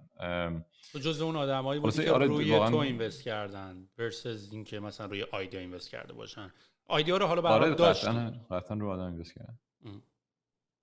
ولی تدریجا خب دیگه مثلا به استیجی میرسی که وقتی میرسی به سیریز بی مثلا آدم خیلی مهمه، ولی دیگه عدد و دیتا اینا خیلی مهم میشه. خب ببینم تو اولین ریزی که کردی، تو اولین مثلا پرامیس رو بدی که مارکت فیت پیدا کردی، دوباره وسطش ریز هم کردی؟ اگه ریز کردی به چه بهونه‌ای ریز کردی؟ به بهونه این که انقدر نزدیکتر شدیم به پروداکت مارکت فیت و این سایناشه، چون چیز نیست که پروداکت مارکت فیت خب یه جورایی تو ذهن ما مثلا یا حداقل تو ذهن من قبلا یه اتفاق باینری بود، یعنی یا اتفاق افتاده یا اتفاق نیفتاده، ولی خب در واقعیت مثل همه چیزای دیگه فازیه و توسی خاکستریه، به قول تو گریه، هی خورد بیشتر و بیشتر میشه. مثل اون بازیاست که می‌کردیم بعد چشتو می‌بستی بعد یکی با خودکار میزد رو میز، بعد میرفتی طرف صداه هی بیشتر و بیشتر میشد. پروداکت مارکت فیت هم به نظر من همچین حالتیه، یعنی هی باید بری دنبال صداه و هی نزدیکتر میشه، هی صدای بلندتر میشه، ولی شاید کامل نرسیدی هنوز بهش که بخوای خودکار رو لمس کنی. و یه جوری هم هیچ وقت شاید به خودکار نرسی، چون که مارکت همیشه داره تغییر میکنه. یعنی تو پروداکت مارکت فیت یه پدیده دائمی نیست. تو الان پروداکت مارکت فیت داری ولی شاید 6 ماه دیگه پروداکت مارکت فیت نداشته باشی، چون مثلا گوگل اومده یه محصول مشابه لانچ کرده، میدونی، و تو باید پیوت کنی بری توی ایریا دیگه. خلاصه یه چیز خیلی داینامیکه پروداکت مارکت فیت و ما آره فکر کنم بیسیس این که تونستیم فاندینگ سکیور کنیم تو هر استیجی مونده که خیلی نزدیکتر شدیم، ولی والیدیشن به اندازه کافی داشتیم. حالا والیدیشن شکلش شاید عوض شده، مثلا یه موقعی بود همه شرکت‌ها می‌خواستن ما رو بخرن، مثلا 2016 2017 ما فکر کنم 5 6 تا آفر اکوزیشن داشتیم از شرکت‌های بزرگ مثل فرض کن گوگل، مثل حالا شرکتی که شاید نباید اسم ببرم اکچولی، ولی اینا در واقع والیدیشن یه نوع دیگه بود. والیدیشن بود که اوکی اینا تیم قوی ان، هنوز پروداکت مارکت فیت پیدا نکردن، ولی مثلا یه تیم کوچولو قوی ان و میتونن ایمپکت خیلی بزرگی داشته باشن توی شرکت بزرگتر. و اون والیدیشن به اینوستور چی میگه؟ میگه که اوکی این یه تیم قویه، میخوای تیم قوی رو ساپورت کنی، حالا بهشون زمان بدی، کمکشون کنی پروداکت مارکت فیت پیدا کنن یا نمیخوای. و کلا ونچر کپیتال هم یه جوری چیز دیگه، در واقع از دید اونا اگه نگاه کنی، از دید اینوستور خودت بذاری جای وی سی، شما یه تارگت دیپلویمنت شاید حتی داشته باشی، یعنی شما باید یه مقدار پول توی زمانی اینوست کنی که حالا پولی که در واقع ال پی ات لیمیتد پارتنرها دادن به فاند و شما باید اینو اینوست کنی. یعنی مسئله این نیست که بت میکنی یا بت نمیکنی، تو مجبوری بت کنی، مثلا اینکه رو چی بت میکنی. و تئوری مختلفی میتونی وقت داشته باشی برای اینکه چرا داری روی بت میکنی. یه وقت هست که از فاوندر خوشت میاد، یه وقت هستش که بیزنسشون داره پول پرینت میکنه، یه وقت هستش که میخوای توی اریای حتما یه شرکت داشته باشی، فارغ از اینکه اون تیم چقدر خوبه یا اکسیکیوشنشون چقدر خوبه، میخوای توی کاتگوری پروداکت یا پورتفولیو کمپانی داشته باشی. برای همین خلاصه چند فاکتوریه دیگه و میگم تو حالا جورنی مام خوشبختانه به اندازه کافی ویسی های خوب سر راهمون قرار گرفتن، یا ما مثلا ریچ اوت کردیم بهشون که در واقع اجرا این فاند جورنی رو فاند کردن تا اینجا و خیلی هم کمک کردن به رشد من و بقیه آدمایی که تو شرکت بودن. من فکر میکنم که ولی خیلی کم پیدا میشه که آدما اینقدر لاکی باشن که این لاکچری آف تایمی که تو داشتی، یعنی مثلا راجع خودمون دارم حرف میزنم، مثلا من دارم فکر میکنم که الان ما تو ترایب هم ما هم $7.5 میلیون ریز کردیم دیگه. بعد نه تنها که ریلکس تر من حداقل نشدم، به خاطر اینکه ما هم یه پرامیس مارکت فیت داریم، میدونی، یعنی we have an idea که چیکار باید بکنیم که این اتفاق بیفته. حالا با توجه به داینامیکی که تیممون هم داره، اینجوری که خب بچه حالا پول داریم بشینیم ببینیم کی درست در میاد نیست، اینجوری که آقا Q4 رو میس نکنیم میدونی دیگه تا پایان مثلا حداقل Q1 مثلا 2021 حداقل مثلا اینو داده باشیم بیرون. و حالا هر موقع هم که تو به هر حال کوفاندر عوض میکنی و با تیم‌های مختلف کار میکنی، یعنی مثلا مال تویی که شاید با یه تیم کار کردی که یه تجربه رو یعنی تونستی رو روی یه چیزی کار کنی، بیلدش بکنی. برای من آسون‌تر که نشده سخت‌تر هم شده. یعنی اول که هر بار با هر تیمی یه پروسس اثبات خودتو داری، چون تو با منم کار کردی دیگه. من یه مقداری لاجیکام خیلی کانتروورشاله، یعنی اینجوری نیست که مثلا یه حرفیو بزنم بعد یه آدم منطقی بیاد بگه آقا I agree with that idea، میدونی؟ یعنی تقریبا از نظر منطقی تمام آدما که تو اتاقن خیلی راحت میتونن حرف منو بیت کنن، یعنی مثلا چون مال من از همه کانتروورشال تره. مثلا من اینجوری هم که مثلا اگه مربی تیم فوتبال بودم اینجوری که آقا اول 2 تا گل به خودمون میزنین، خب بعد میرین یه 3 تا به اونا میزنین. بعد همینجوری که آقا اصلا استراتژی که این میگه رو اصلا نرینا، میدونی؟ و من هر بار برام این پروسه طول میکشه تا بتونم تراست یه در رو بیارم که آقا این اونقدام رد نیست یارو، میدونی؟ استراتژیش کم اینطوریه. یعنی مثلا من تو تیم بیلد کردن من خیلی آدم بی اعصابیم. اصلا همین الان از ویسپیک ما این مشکل رو داریم، میدونی؟ یعنی من با بچه‌هام که فیرلی نیو هایرن، یعنی تازه هایر شدن، تازه تو من تیمون اومدن و من خیلی هارشم. یعنی اولین کاری که نشون میدم مثلا اینکه اینجوری که این چه کاریه، یا اینو چرا از اون روش نرفتی، یا خیلی بد صحبت میکنم، یا هر موقع میتینگ‌های من تو میتینگ‌های دیلی استندآپ من با آدمایی که دارم دفعه اول کار میکنم خیلی میتینگ‌های پلزنتی نیست، میدونی؟ تا زمانی که حالا یا آدم خوبه یا اون آدمایی که ما میتونیم با هم دیگه کار بکنیم، یا اون آدمی که کوالیتی که من فکر میکنم تو مد نظرم رو میت بکنیم، یا یواش یواش بچه‌ها با هم کنار بیایم، راه بیایم و تقریبا کلاشامون رو خیلی زود بکنیم. و من یه همچین روشی دارم. ولی از اون طرف مثلا بقیه بچه‌ها میگن آقا با بچه‌هات اینطوری صحبت نکن، it's not good for the culture of company، برای یارو خوب نیست، یارو میخواد توی محیطی نمیتونه کار بکنه، باید کوچ بکنی، باید لید بکنی. و تو همیشه خودتو کانستنتلی داری توی فیدبک لوپی میبینی که روش خودت چون یکم کانتروورشاله داره جاج میشه با روش‌های کتابی، که آقا تو کتاب نوشته باید با کوچ کنی دیگه، تو کتاب نوشته باید ترین کنی، تو کتاب نوشته باید پیشنت باشی، تو کتاب نوشته باید این کارو بکنی. و منم دارم یاد میگیرم. منم آرگومنت هم نیست که کاری که من دارم میکنم کار درستیه. منم اتفاقا من برخلافش خیلی بیشتر ثابت شده تا خودش. ولی تو این فرصت رو داشتی که روی کمپانی، روی تیم با یه ایده هی کار بکنی، میدونی؟ ولی من این فرصت ازم، مثلا من همچنان توی پروداکت، میدونی، حتی توی پروداکت این ایده‌ای که از این که ترایب چیه و چجوری میخواد باشه رو من توی ذهنم به صورت خیلی ویگ دارم، میدونی؟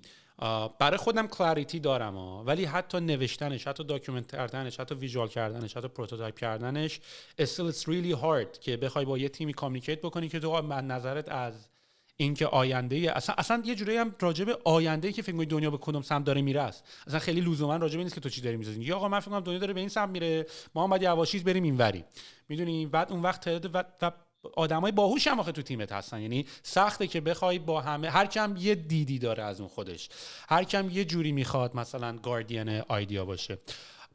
و من این سختی رو داشتم. حالا میخوام ببینم که تو آیا فکر میکنی که این مدت زمانی که داشتی که حدود 10 سال روی ایدیات کار کردی و رو ایدیا هم کار نکردی، رو کمپانی کار کردی، رو هایرینگ کار کردی، رو اینوستینگ کار کردی، رو پروداکت مارکت فیت کار کردی و باحالیش هم این بوده که اتفاقا دنبال ایدیا نبودی، میدونی؟ یعنی دنبال ساخت بستری مناسب برای پرسو کردن، چون من و تو به هر حال میدونیم که کمپانیایی که هستیم، تیپ کمپانی که هستیم اینترپرایز، یعنی بعداً توش دوباره اینکیوبیت می‌کنی، کارهای دیگه می‌کنی.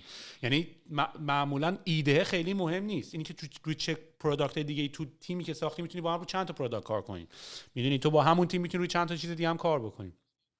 آیا تو این نوعی احساس میکنی؟ آیا احساس میکنی که این 10 سال به تو کمک کرد که روی یه ایده هی کار بکنی و اونو هی پرفکت کنی و بهترین محیط رو براش بسازی؟ یا اگه فکر میکنی که اگر هر بار از صفر شروع میکردی میتونستی ایده جدید بیاری، یه تیم فرش درست بکنی، خیلی سریعتر برات میبود؟ یعنی میخوام این روشی که من رفتم که تو 10 سال روی کمپانی، من تو 10 سال رو 4 تا کمپانی بودم و میخوام یکم با هم مقایسهش بکنیم، ببینم که مثلا تو راجعش چجوری فکر میکنی.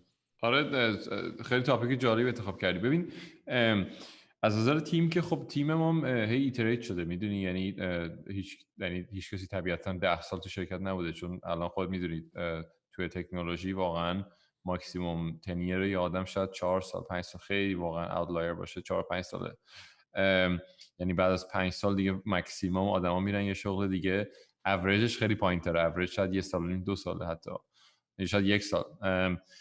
و به این معنی اینطوری بخوای بهش نگاه کنید، تیم ما مثلا الان چند ورژن 5 تیم ایلینه، میدونی، و من مثلا تنها کسی هم که از ورژن 1 بودم.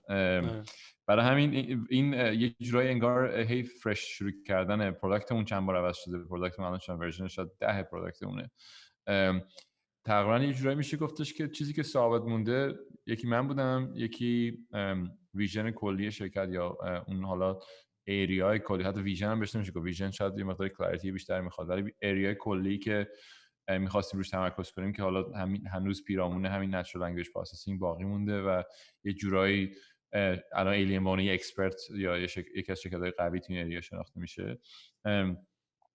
ولی حالا پوینت هم این بود که همه چیز تغییر کرده و همه چیز لایه عوض میشه دیگه، یه پوست میندازید دوباره یه لایه جدید درست میکنید، دوباره هی پوست میندازید لایه جدید درست میکنید.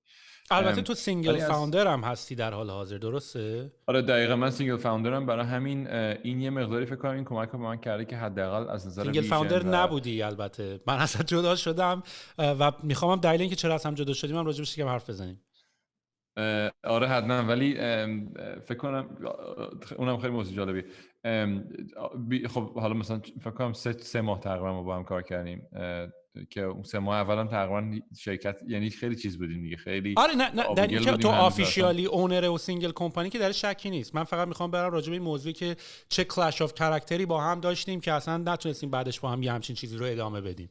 آره دقیقاً، اونم میگم خیلی موضوع جالب، برگردیم به اون. ولی چیزی که داشتم میگفتم اینه که به عنوان سینگل فاوندر تو خیلی راحت‌تر میتونی حداقل ویژن تو در واقع اعمال کنی به بقیه شرکت و بیا یه ویژن ست کنی، بگی که ویژن ما اینه. نه حالا میتونی خیلی مشورت بگیری طبیعتاً و خیلی یکی از این یعنی کلا استارتاپ درست کردن خیلی اتفاقات پارادوکسیکال و متناقض توش خیلی زیاد میفته دیگه. شما باید در این حال هم خیلی استابرن و حرف گوش نکن باشی، ولی در این حال باید بتونی به گوشم بدی، یعنی یه جایی که باید گوش بدی یه جایی که نباید گوش بدی باید خیلی استابرن باشی. یعنی هر دو حالتش بده، خیلی گوش بدی بده، خیلی گوش ندی هم بده. برای همین بالانس رو باید پیدا کنی که اوکی مثلا من میدونم آدم X تو تیمم تو این موضوع خیلی بهترم من فکر میکنه، پس مثلا وقتی یه مشکل X دارم میرم با این آدم صحبت میکنم و اینقدر اینتלקچوال آنستی با خودم دارم که حرف اینو مثلا به حرف خودم غلبه بدم. یعنی ممکنه به نظر من اینتویتیو نیاد حرفش، ولی میدونم که این قضیه رو بهتر از من میفهمه. یه جوری فکر کنم توی یکی از اپیزودهای پادکستم منشن کردی ری دالیو خیلی این سیستمو داره دیگه تو در واقع حالا تینکینگ هج فاندیش، ولی کلا خیلی ربطی به هج فاند نداره، ربط به این داره که چجوری به عنوان یه تیم بتونی تصمیم بگیری و یا کامپتنسی‌های آدم‌ها رو بتونید حالا چه اکسپلیسیتلی یعنی رو کاغذ و اسپرچیت و اینا، یا ایمپلیسیتلی حداقل به عنوان یه لیدر بدونی که به عنوان یه شخص واقعا لازم نیست لیدر باشی، راجع به چه موضوعی با کی صحبت کنی و کی نظر بقیه رو قبول کنی، کی نظر خودت رو قبول کنی. و این یه آرتیه که واقعا طول می‌کشه یاد گرفتنش به نظرم، چون که میگم از هر دو طرف من سوختم، هم زیاد گوش دادن سوختم، هم زیاد گوش ندادن سوختم و تدریجا یاد میگیری که همین حرفی که داشتی میزدی چجوری مثلا وقتی راجع به ویژن داری صحبت میکنی چجوری بتونی یه تصمیم بگیری که واقعا بهترین تصمیمی که اون 3 نفر میتونن بگیرن یا اون 5 نفر میتونن بگیرن.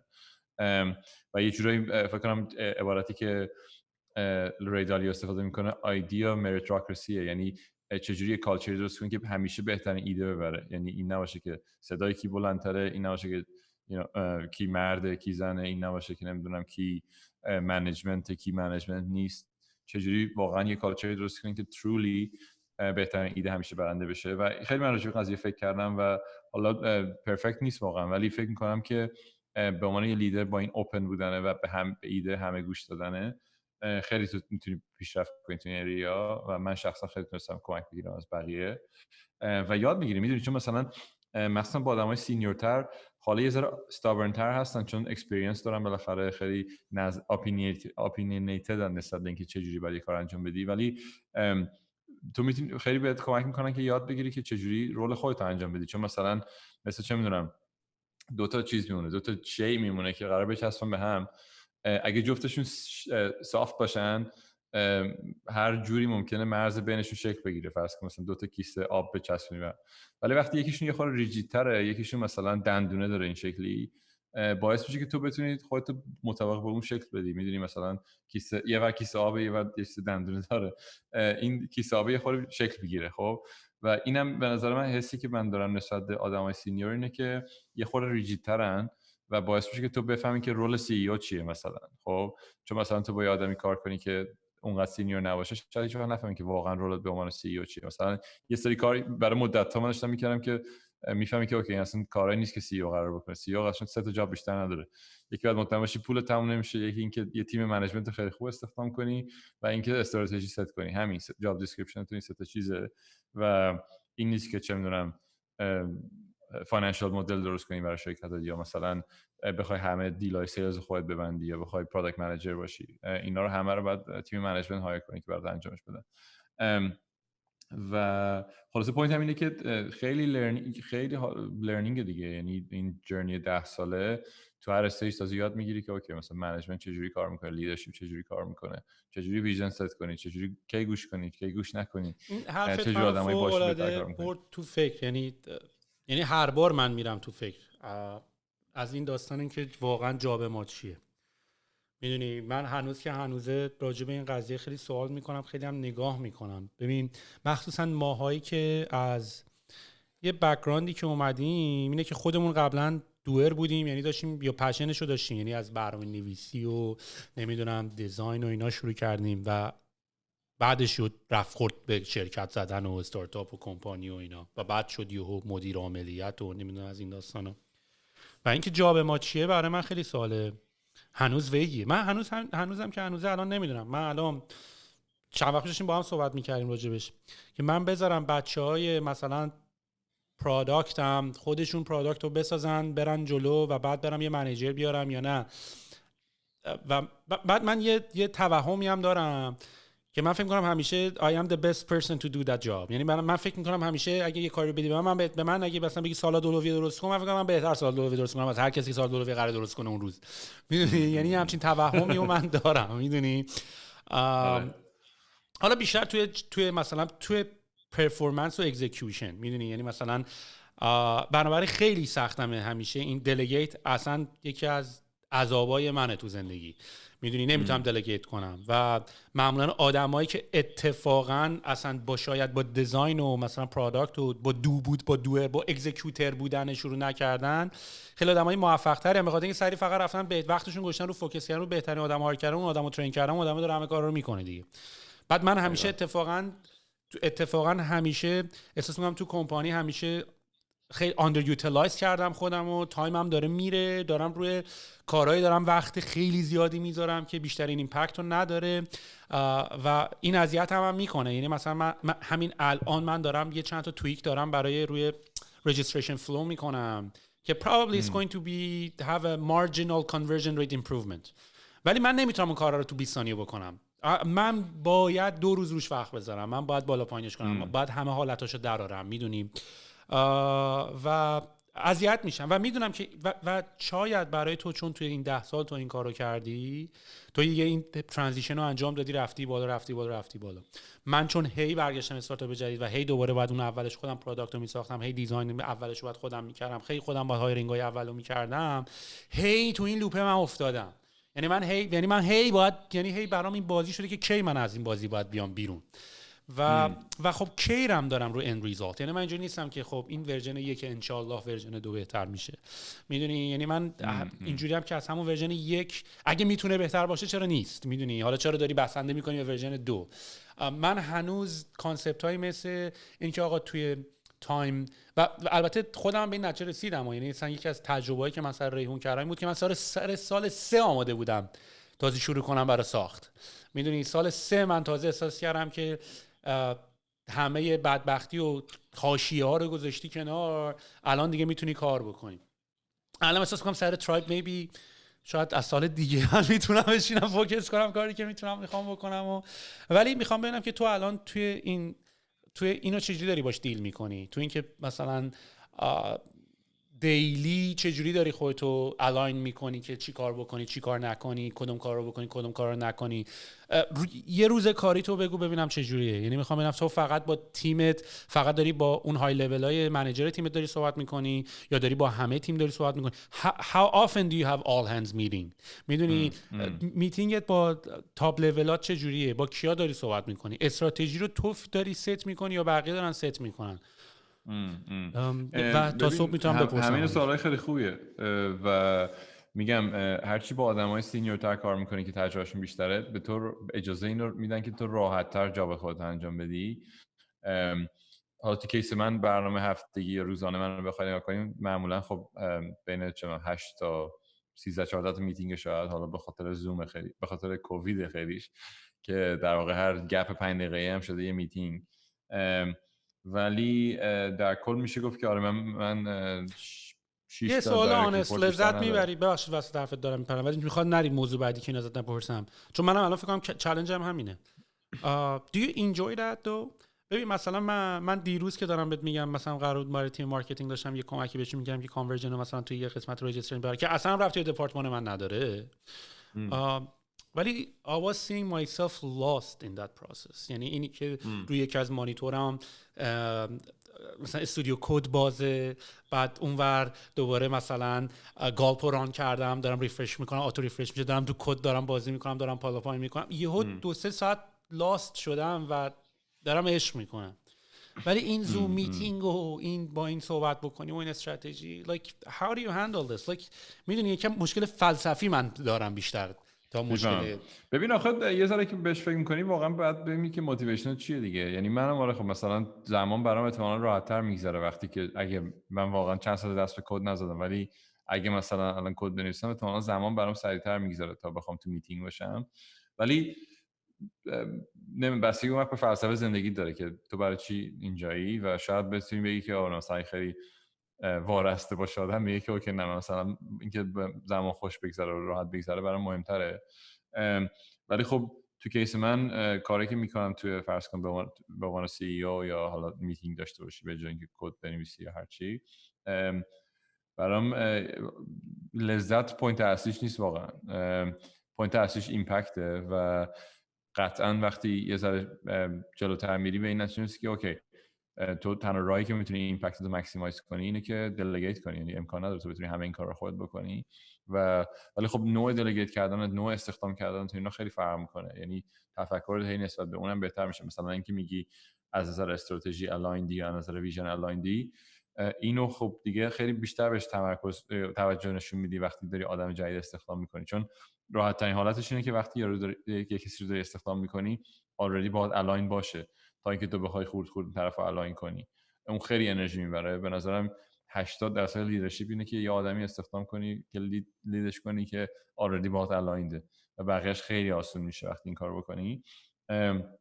برای همین اون میتینگه برای من یه جورایی جذاب میشه از این جهت که میدونم دارم ایمپکت خودم بیشتر میکنم، چون من مثلا چون الان دیزاینری هست تو شرکت، دیزاینرایی هستن که از من خیلی بهترن، پروگرامرایی هستن که از من خیلی بهترن، پروداکت منیجرایی هستن که از من خیلی بهترن.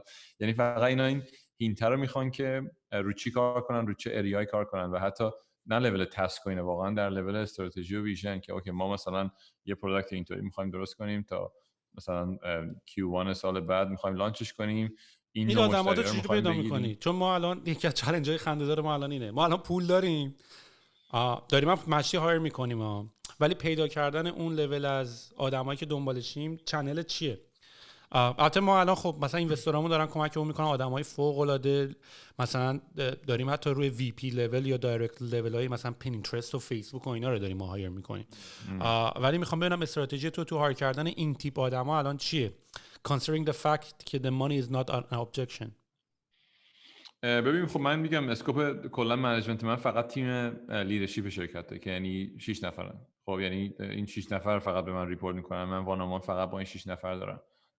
با هیچ کی دیگه الان به خاطر کووید یه ویرچوال کافی یا ویرچوال درینک اینا داریم، ولی در حالت عادی من فقط با این 6 نفر اینتراکشن دارم و من این 6 نفر رو دونه دونه استخدام کردم طبیعتاً. هر کدوم یه چنل مختلفی بوده دیگه. اینوستورها خیلی کمک میکنن معمولا، چون بالاخره یه سری یعنی آدمای حرفه‌ای، اپراتورهای حرفه‌ای بین شرکت‌ها جابجا میشن، چون یعنی این سایکل رو دوست دارن کلا که با شرکت جوین میشن، اگزییت میکنن، با اینوستورای اون شرکت تو این پروسه خیلی نزدیک میشن، بعد میرن به اون اینوستور میگن که اوکی شرکت خوب چی هست الان تو پورتفولیوتون که تو استیج ارلی باشه، چون فاینانشال ریوارد این که تو ارلی بری توی شرکت و تا اگزییت باشی خیلی زیاد بیشترین حد دیگه تقریبا. و این آدما خلاصه اینوستورها همیشه تو دست و بالشون دارن، این خیلی کمک میکنه. به جز اون برادتر تو شرکت بخوای نگاه کنید، خب ما تیم ریکروتمنت داریم برای چه انجینیر استخدام کردن یا سیلز پرسن استخدام کردن اونا، ولی تو میگم توی لول فانکشن اتفاق میفته دیگه، من خیلی توش داخل نیستم. و اونا حالا لینکدین استفاده میکنن، ایجنسی استفاده میکنن، بعضی وقتا ایجنسی های آوتسورس که در واقع هد هانترن یا کلا کارشون ریکروت کردن و کانکت کردن کارفرما به کارمنده. خیلی پروگرام مختلف داریم، ولی از دید شخصی من کار خارق‌العاده‌ای نمی‌کنی، اما منظورم که روشایی که بیرون هستش داری انجام میدی. آره اونا بقیه شرکت واقعا روشایی که بیرون هست، ولی برای تیم منیجمنت آره بیشترش نتورک اینوستوراست خیلی موثره. و بعضی وقتا مثلا ما وی پی پروداکتمون که خیلی خیلی واقعا هایر خوبی بود و هست، مثلا برای پروداکتمون ساین اپ کرده بود، یه موقع ساین اپ کرده پروداکتمون تست کنه، من رو لینکدین پیداش کردم، ادش کردم چون می‌دونستم شرکت خوبی داره کار میکنه، رفتیم با هم نهار خوردیم و مثلا 2-3 ماه بعدش جوین ما شد. یعنی خیلی مسیر مشخصی فکر کنم نداره دیگه، بعد همه بعد آره من بیشتر سوالم از نظر هایرینگ اینه که معمولا آدمایی که دنبالش هستی احتمالاً اونا دنبال اپلیکیشن فرستادن نیستن، یعنی ما باید پیداشون بکنیم تا اونا ما رو پیدا بکنن. آره دقیقاً درست حرفت. آدمی که خوب تو این لول سینیور آدم خوب خیلی تو مارکت نمیمونه، یا قطعاً نمیاد شروع کنه سی وی فرستادن جای مختلف. ما مثلا رولای اکزیکیتیو هیچ وقت اصلا ادورتایز هم نمی‌کنیم، یعنی رو وبسایتمون نمیذاریم که ما مثلا دنبال وی پی فلان چیز می‌گردیم. اونا رو همه رو بیهایند د سینز در واقع هندل می‌کنیم، یا مثلا حالا اکزیکیتیو سرچ یا رو لینکدین خودمون بگردیم یا تو نتورک اینوسترام باشه، ولی اونطوری که مثلا بیا ادورتایز کنیم سی وی بگیریم و اینا برای رولای سینیور هیچ وقت کار نمی‌کنیم، چون معمولا کاندیدیتی که میگیری خیلی خوب نیستن. ولی اینی که میگی آره چالش بزرگه دیگه. این کلا به نظرم مثلا برای فاوندرها که تکنیکالن که میتونی خودت کد بنویسی، میتونی خودت سافتور درست کنی، اینا اصلی ترین هردلی که بعد از اصلی ترین گپی که بعد ازش رد بشی اینه که بتونی ترانزیشن کنی به یه آدم اکزیکیتیو که دلیگیت میکنه، دست به کد نزنی، حالا اگر کار کد، اگه کار دیزاین، دست به دیزاین نزنی. و این یه چیز میخواد دیگه، یه مقداری دیسیپلین میخواد و اینتלקچوال آنستی میخواد. و میگم مثلا به فاوندر موفق اگه نگاه کنی، مثلا مارک زاکربرگ وقتی نگاه میکنی، همیشه کل تفکر دامیننتش اینه که من میخوام این کار رو انجام بدم، من میخوام کار X رو انجام بدم و میام میگردم ببینم کی داره کار X رو از همه بهتر انجام میده و میرم سعی میکنم اون آدمو قانعش کنم که جوین شرکتم شه، حالا یا اکوزیشن یا هایر کردنه، ولی کلا اپروچش اکوایر کردن تا ساختن. میدونی هیچ وقت نمیاد فکر کنه که اوکی من مثلا میخوام برم تو وی آر بیام بشینم مثلا یه تیم. من خیلی این قضیه رو من این ایده رو خیلی خیلی دوست دارم و من خودم اینو با بوردمون هم مطرح کردم. من حتی اون موقع که رفتم ایران می‌خواستم ریونو بزنم، ببین به هر حال من و تو بعد از این همه مدت فهمیدیم که پروداکته با وجود اینکه از دور نگاه می‌کنی میگی اینا 2 روزه میسازن، ولی میدونی یه چیز عجیب غریبیه که به همین راحتی نیست. مثلا من حتی سر ریونم می‌خواستم تمام فوکسم روی مارکت باشه، نه روی پروداکت. یعنی می‌خواستم سریع یه ایجنسی و یه دیزاین ایجنسی رو مثلا یا یه پروداکت تیم رو سریع مثلا بخرم و اونو دیولپش بکنم. این حتی یه کاری بود که الوپیک هم تو ایران مرشاد پزشک کرد. من اپیزود بعدیم با مرشاد پزشک سی تی او الوپیک الان تورنتو میاد پیشم با هم صحبت میکنیم و مرشاد پزشک یکی از دلایلی که خیلی همیشه فست بوده توی دیولپ کردن پروداکت اینه که همیشه تیم دیولپمنت داشته. میدونی یعنی هر موقع خواسته پروداکت جدید بزنی یه تیم دیولپمنت آماده که قبلا با هم کار کردن، با هم صیقل پیدا کردن، اینا رو همیشه با هم داشته. و الان مثلا یکی از چالنج‌های سخت منم اینه که مثلا دونه دونه آدم پیدا کردن و گذاشتن کنار هم خیلی سخته و حالا و وارد بحثایی میشه که اصلا you didn't take them into account. میدونی، یعنی مثلا تو فکر نکردی که الان مثلا 2 نفر ممکنه با هم حال نکنن، ممکنه مثلا تاکسیک مثلا environment به اتفاق بیفته، ممکنه یا حتی برای من و تویی که با هم، یعنی مثلا یک از دلایلی که خب مثلا فاوندرایی که از همدیگه زمان قدیم میشناسن خیلی جذاب‌تره برای اینوستور اینه که میدونن با هم کار کردن، با هم کلاش داشتن، از رویات اخلاقی هم دیگه آشنان و اینا. ولی من شاید توی مثلا بار اول با توجه به اینکه این همه سال تو رو میشناختم و تو هم همینطور، ولی خب توی اون دوره کار کردن یه ساید دیگه ای ازت دیدم، میدونی. و مثلا شاپیفای هم وقتی که پلتفرمش مقداری آماده شد برای ای کامرس، برای اینکه بخواد تمای جدید و اینا معرفی کنه، مثلا دیزاین‌ها و تیم‌های جدید رو معرفی کنه، رفت جت کوپر رو از به عنوان یه دیزاین ایجنسی با جا خرید. و من خودم خیلی فن این قضیه‌ام. که یه کمپانی و نه، ولی یه تیم 2-3-4 نفره، یه دیزاین ایجنسی کوچیک، یه پروداکت تیم کوچیک 3-4 نفره رو بیاری تو، به جای اینکه بری دونه دونه آدم هایر بکنی. پس میشه تو جهدی شد. و این این تفکری که حالا نه فقط توی شرکت خریدن ولی تو تیم فوتبال 2 نفر. کی این کارا رو کرده قبلا؟ خب دقیقاً کار چیه؟ مثلا کار درست کردن یه تیم پروداکت منیجمنت. ببینید کی این کارا توی کانتکست حالا نوع شرکتی که شما هستین 5 بار انجام داده، 10 بار انجام داده و سعی کنی اون آدمه رو به هر قیمت شده استخدام کنی. این حرف خیلی ساده زدی که هر کسی که اون کارا رو کرده باید پیدا بکنی و من اینو اتفاقا، یعنی با اینکه مثلا بگی خب معلومه دیگه یه نفری که اون تجربه رو داره رو باید هایر بکنی، ولی اتفاقا من که دارم نگاه میکنم ببینم ما چقدر کانسیدر نمیکنیم اتفاقا که آقا مثلا ما الان داریم یه نفر رو هایر میکنیم مثلا بیاد فیدمون رو درست کنه یا بیاد نوتیفیکیشنمون رو درست کنه، به جای اینکه دنبال فول استک بگردی برو ببین آقا کسی واقعا تا حالا رو فید کاتو پیدا کرد. مثلا واقعا فیسبوک اینجوری که یارو فقط فول تایم رو فید فیسبوک کار کرده، میدونی. بیام واقعا نگاه کنم که ببینم اون طرف اینو واقعا این کارو کرده یا نه، به جای که مثلا فول استک بخوای یارو پیداش بکنی. آره دقیقاً. و چیزی که داشتیم میگفتی حالا راجع به برگردیم به چین، راجع به این که کلا ما چرا نتونستیم با هم کار کنیم، نه من پرسپکتیو من اینه که اولا که کل دوره 3 ماه بود، درسته، و خیلی هم دوره پرتلاطمی بود، چون من مثلا از ایران اومدم چین، تو از کانادا اومدی چین، برای هر دوم کلا چین که خیلی جای عجیبیه در کل و اصلا داستان یه اپیزود دیگه باید درست کنیم فقط راجع چین صحبت کنیم.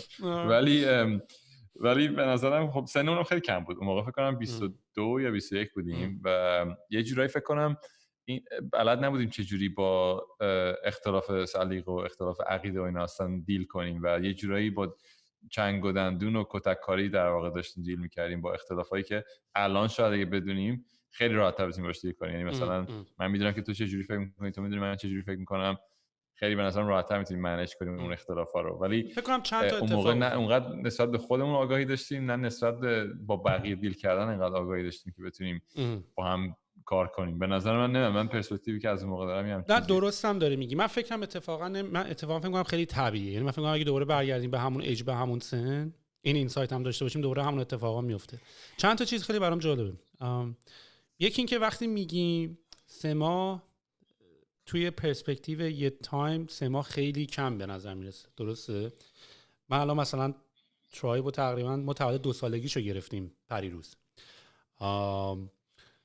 ولی باورم نمیشه که توی اون 3 ماه ما چقدر کار انجام داده بودیم. یعنی من دارم الان میگم تو 3 ماه ما چقدر پروتوتایپ، چند تا پروداکت ما تست کردیم، میدونی. ولی مثلا از این ور الان روی یه چیزای دیگه خیلی فوکس بودم تو این 2 سال. پس یک پرایورتیاتمون خیلی شیفت شده. اون موقع شاید موقع شروع روی پروداکت خیلی فوکس بودیم، ولی الان رو کمپانی بیلد کردن و رو آدم هایر کردن و روی کالچر ساختن.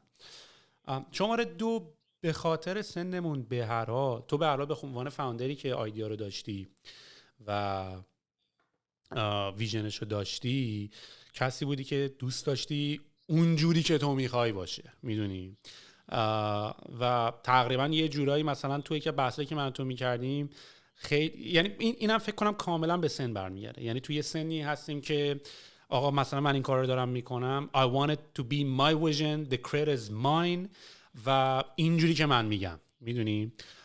من حتی یادم تو مثلا تو جلسه ها بدون من میرفتی، میدونی، یا حداقل توی یه سری جلسه هایی که حالا مثلا شاید ریکوایر میکرد که مثلا دوتامون باشیم و اینا. و خب مثلا نه ولی خب ولی دارم میخوام اینو مقایسه بکنم به اینکه چقدر الان یه سری کارا وقتی سنت میره بالا، یعنی تو سنت که میره بالاتر، همین که حرفایی که زدی ایمپکت و این که بشه برات مهمتره. اینی که کردیتشو من بگیرم دیگه برام مهم نیست، اینی که اتفاقا تیم من کردیتشو بگیره خیلی برام مهمه، اینی که بشه خیلی برام مهمتره. میدونی اینی که یارو از دست من ناراحت نشه خیلی برام مهمتره. اونجا اتفاقا کرم اینو داریم که یارو از دست من ناراحت بشه. میدونی خیلی یواش یواش به قول تو همین انقدر این موجه میخوره به صخره که دیگه فقط یواش اینه که آقا موجه که میخوره به صخره چجوری کمترین کلاش رو من داشته باشم، کمترین حتی خوشم بگذره، حتی میخوره یه حالی هم بکنیم چون این کلاشه هست. میدونی؟ آره دقیقاً. و این که میگی کاملا درسته، یعنی یه جورایی خیلی ساده بخوام بگم کنترل فریک بودیم، یا من کنترل فریک بودم اون موقع و یه جورایی زمان میبره. یعنی اونم آخرین اتفاق بد نبود که از کم تجربه من اتفاق میافتاد، یعنی بعد از اونم با بچهای دیگه تو کانتکست دیگه مشکل پیدا کردم واقعا. و یه جورایی احساس میکنم خیلیش برمیگرده به همین که داری میگی، از این نظر که میگم نه خودت اونقدر میشناسی، نه مثلا حالا یه بخشم به نظرم کالچرال واقعا. من حالا هر کی هر چی میخواد بگه، ولی من خیلی سخت معتقدم که تو کالچر ایرانی اصلا به ما تیم ورک یاد نمیدن. یعنی ما مثلا کل دبیرستان روی سیستمی داریم کار میکنیم به اسم کنکور که اصلا کل پوینتش اینه که این یه بازی زیرو سامه، یعنی من ببرم تو به بازی. اصلا کنکور اینه دیگه، چون رنکینگ وقتی میکنی تنها حالتی که من میتونم نفر اول بشم اینه که تو نفر دوم به پایین بشی، میدونی حالت دیگه ای نداره. برای همین انقدر زیرو سام ما رو بار میارن که تو همه چی میخوام زیرو سام باشیم و این باعث میشه که فکر کنم یه مقدار ایگو داریم هممون، یه مقدار بیش از حد ایگو داریم، فکر میکنم هممون یه مقدار تیم ورک کردن با هم دیگه رو بلد نیستیم، یه مقداری این حالت کنترل فریک بودن رو داریم و فقط تو کار نیست بایده. یعنی من تو جوانب دیگه زندگیمم خیلی بایاسایی که نسبتا منفیه که از ایران اکویر کردم و واقعا میبینم و خیلی کانشسلی همه رو سعی کردم حداقل کمتر کنم یا روشون کار کنم. ولی خب نمیشه گفت همش به خاطر محیط، خب بالاخره به خاطر شخصیتامون هم هست، به خاطر این هستش که به قول تو مثلا حالا فکر کنم با هم قبلا میگفتیم یه ذره راست مغزتری، من یه خورده چپ مغزترم. ولی میگم الان خب واقعا خیلی مطمئنم اگه الان ما هم یه کاری میکردیم خیلی باحال میشد و خیلی هم اتفاقا حال میکردیم با این تفاوتامون، چون یاد گرفتیم چجوری باش دیل کنیم. ولی اون موقع یه جوری بود که همه بعد یه شکل باشیم، یعنی مثلا من اینجوری فکر می‌کنم تو هم دقیقاً همینجوری فکر کنید چون راه دیگه نمی‌دونستیم واقعا. به نظرم میگم وقتی چند 21 سالته، یعنی هنوز تازه واقعا از اون سیستم مثلا مزخرف ادویکیشن، آره مزخرف واقعا به جز وجدانش، از اون سیستم تازه در اومدی و میگم انقدر مثلا باعث عجیب غریب داریم و وقتی میای بیرون واقعا میفهمی که چقدر بایستیم و چقدر خیلی توی ایران همه چی سولو پروموت میشه، اصلا انجام کارا به صورت سولو انجام دادن پروموت میشه کاملا. اصلا کنکور، دبیرستان، اینا همش بازی‌ها زیرو سامه، هیچ کدوم نان زیرو سام نیست که بگی اوکی هممون با هم میبریم، همیشه من ببرم تو به بازی واقعا. و 12 سال وقتی این میره هی تو سیستمت واقعا سخت در آوردنش. و مثلا چون هممون دوست داریم نفر اصلیه باشیم، نفر اوله باشیم و خیلی برام سخته که مثلا نفر سوم باشی توی تیم کانسیستنتی و خیلی هم هپی باشی. و مثلا تو کیس خود من اومدم جدیدم نه مثلا طرف اومده با من داره کار میکنه و خیلی هپیه که نفر دوم باشه، یعنی اصلا براش مهم نیست که همیشه تو دید باشه یا همیشه حرف اون باشه. و اینا رو که میبینی تدریجا یاد میگیری که اوکی نه مثلا پس این یه باعث خیلی مشخصی که من دارم و میتونم روش کار کنم و بهترش کنم. و مثلا من همین داستان رو چندین بار با استارتاپ‌های دیگه هم که بچه ایرانی شروع کردن دیدم بای که این ایگو کلاش میکنه، همشون کنترل فریکن یا تندنسی کنترل فریک بودن دارن و کلا کلاپس میکنه، تیمای کوفاندر نمیتونن با هم کار کنن. و قطعا تو استارتاپ‌های غیر ایرانی هم این اتفاق میفته، تو کالچر دیگه هم مطمئنا این داستان هست، ما نمیتونیم بگیم یونیکه. ولی میگم از شرایطی که من توش بزرگ شدیم قطعا این باعث رو داشتیم هر دومون و تو یه ذره چیل‌تر بودی، من یه ذره فکر کنم نو چیل‌تر بودم نسبت به این قضیه، ولی در نهایت خب میگم کار نکرد دیگه و یه جوری اصلا عذاب آور شده فکر کنم برای جفتمون، جوری که اصلا جوری بودیم که اوکی. آره من یه صبح با چمدون داشتم در میرفتم.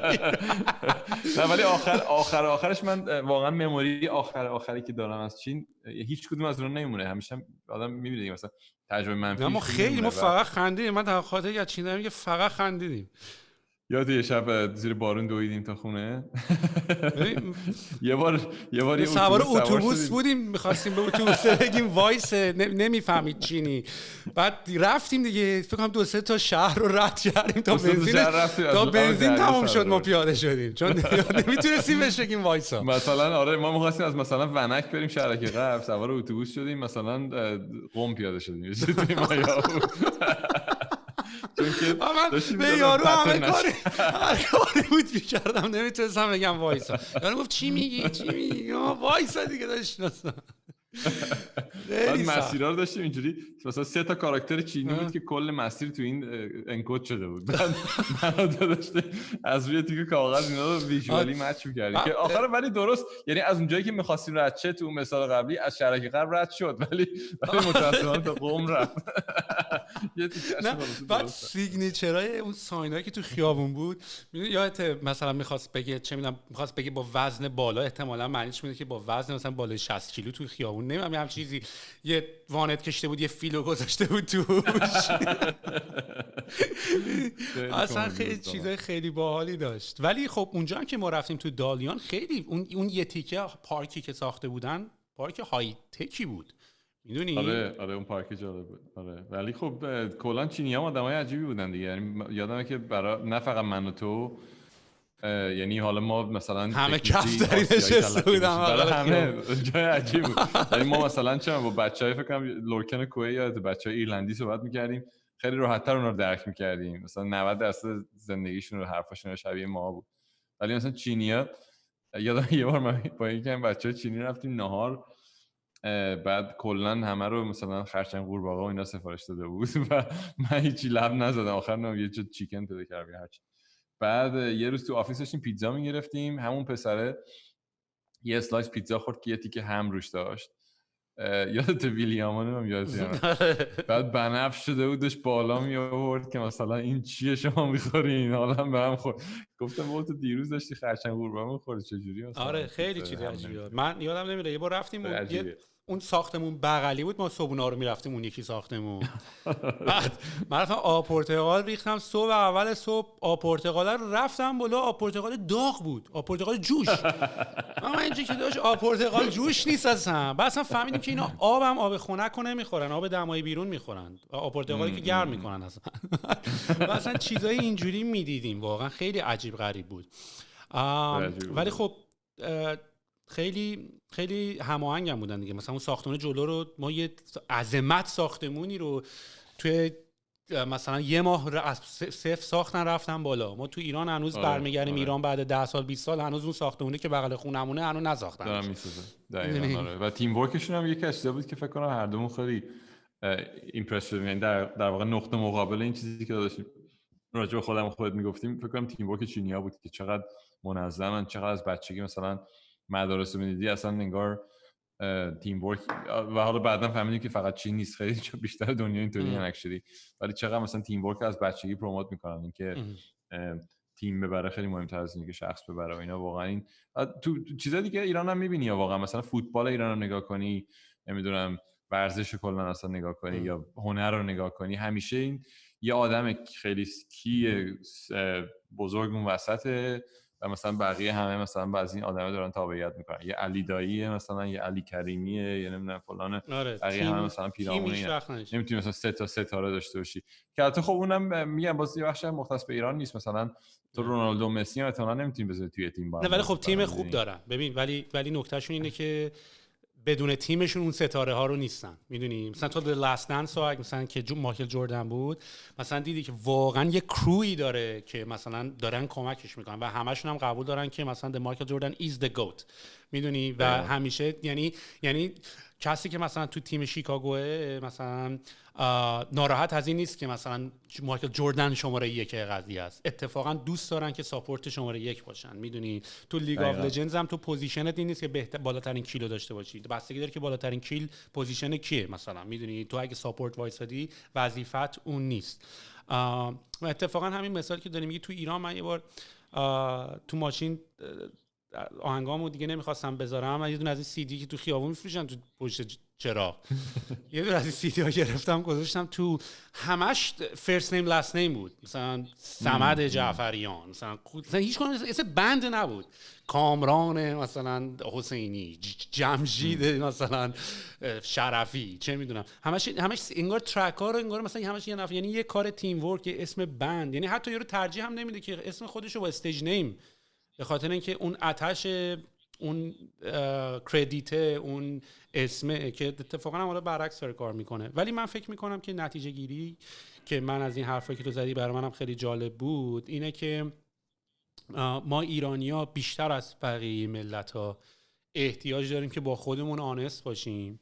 آقا بیایم نگاه، اشکالی نداره بیایم به خودمون نگاه بکنیم بگیم آقا من پر از عقده‌ام، میدونی اشکال نداره به نظر من اگه واقعا بتونی اینقدر با خودت آنست باشی بگی آقا من حسودم، من یعنی اول بیای واقعا با خودت یکم ریلکس کنی بگی آقا من میبینم زیر یارو مرسدس زیر پاشه بی ام دبلیو داره سوار میشه من حسودی میشه، بیای با خودت اینقدر آنست باشی، قرار نیست به کسی اینا رو بگی، با خودت باشی آقا من دوست دارم تو این دوست داشتم این کردیت مال من بود، دوست داشتم ساعت دستش مال من بود، اول بیای اینا رو با خودت تا کنی، با خودت رو راست شی.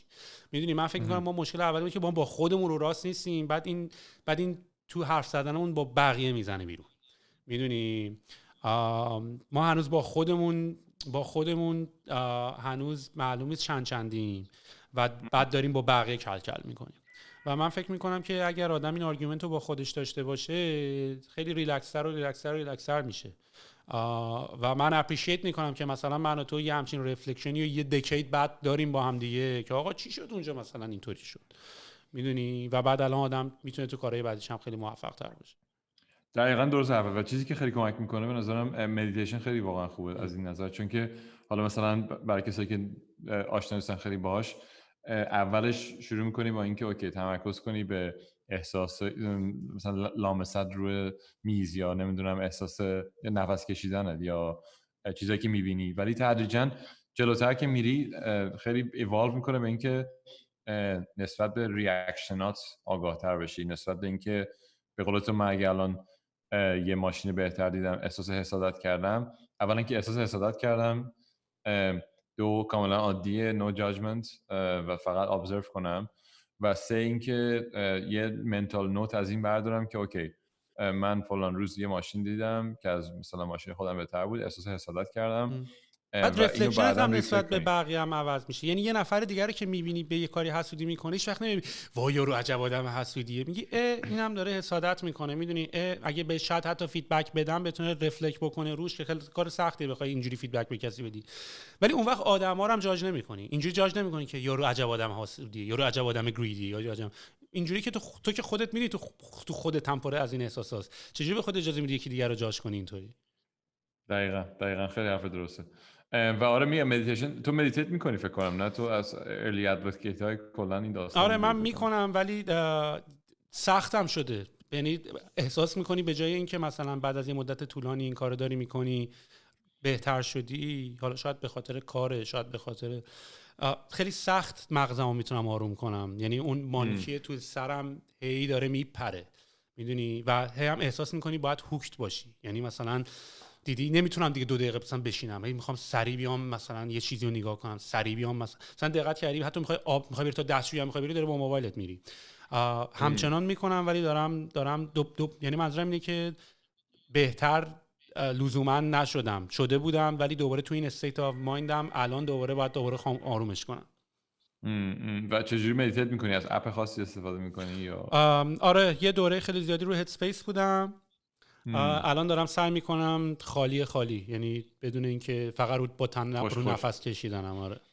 آره نه خب هد اسپیس هم به هر حال با اینکه خیلی کمکت میکنه ولی باز نکتهش اینه که هیچ چی نباشه تو قضیه دیگه، یعنی واقعا بتونی بری تو اون. من هنوز دارم چشسه باز میکنم آجی، من هنوز دنبال اونم، هنوز پاینیال گلنده رو میخوام باز کنم. نایس. من هد اسپیس امتحان کردم، یه مقداری چیز کامپلکسیتیش برای من زیاده. من از ویکینگ اپ استفاده میکنم، حالا سم هریس نمیدونم دیدیش یا نه، ولی خیلی یه آپشن بیشتر نداری. سم هریس که پادکست هم داره. آره سم هریس کلا آدم باحالی، من خوشم میاد. خفنیه. مثلا روز اول اپیزود 1 انجام بدید، 10 دقیقه بیشتر نیست، هر روز 10 دقیقه است. خیلی پیشنهاد میکنم کلا ویکینگ آپ و خیلی اپ خوبیه و فری هم هست. روز دوم اپیزود روز 2 رو انجام بدید. خلاص یه آپشن بیشتر نداری. به نظرم این اپایی که مثل نتفلیکس مدیتیشن شدن بعضیاشون، بعدتر گیجت میکنم از یعنی اصلا defeats the purpose. ولی روی ویکینگ آپ واقعا یه آپشن بیشتر نداری، اونم اینه که لسن اون روز انجام بدی، بعد 10 دقیقه تموم میشه، میری پی کارت. واسه ارزش نگاه کردن داره ویکینگ آپ اپ استور. گود رکورد زدیم آجی 2 ساعت، 1 ساعت و 55. آره خیلی حرف زدیم سوهل. آره و خیلی من که خیلی حال کردم. اتفاقا جزء چیزایی بود که جزء پادکستایی بود که من الان که باد گوش کردم اتفاقا خودم نیاز به رفلکشن دارم. یعنی الان میخوام برم یه گوشه برم بشینم دوباره رفلکت کنم که آقا مهمترین کار من چیه، میدونی. و ازت خیلی ممنونم که وقت گذاشتی با هم صحبت کردیم. حالا بازم با هم صحبت میکنیم دیگه. یعنی میگم این نکته پادکست اینجوریه که من قراره سه مهمان جدید بیارم، میشینیم دوباره با هم صحبت میکنیم، دوباره حالشو میبریم با هم دیگه. دمت گرم پارسا. دمت تو گرم سوهل، مرسی که من دعوت کردی. واقعا ایده خیلی خیلی باحالیه و من فنشم. یه سوال داشتم از آخر قبل که تموم کنیم، چرا طبقه 16؟ خونم طبقه 16 است الان. For a lack of better name. آره الان اینجا طبقه 16 است. این برای اینکه کسایی که هرمزگان چه طبقه بود؟ نه خونه کانادا میدونم، ولی هرمزگان 16 نبودین؟ نه 16 نبود. اوکی فکر کنم رفتی به هرمزگان داره. نه اینجا اینجوریه که مثلا یارو میاد، مثلا این دوست مهمونم داره میاد میگه کجا، میگم طبقه 16 دیگه، خودش شد اسمش. آره خیلی چیز بود، خیلی سلف اکسپلاناتوری. آره. بعد من دیدم یه سری میگن آقا ما فکر کنیم طبقه 16 یعنی که شما مثلا یه کاری کردین، های کردین رفتین طبقه 16. میگم نه بابا طبقه 16 خونمه. آقا دمت گرم. دم خودت گرم. قربونت برم. فعلا فرصت. Good talking to you.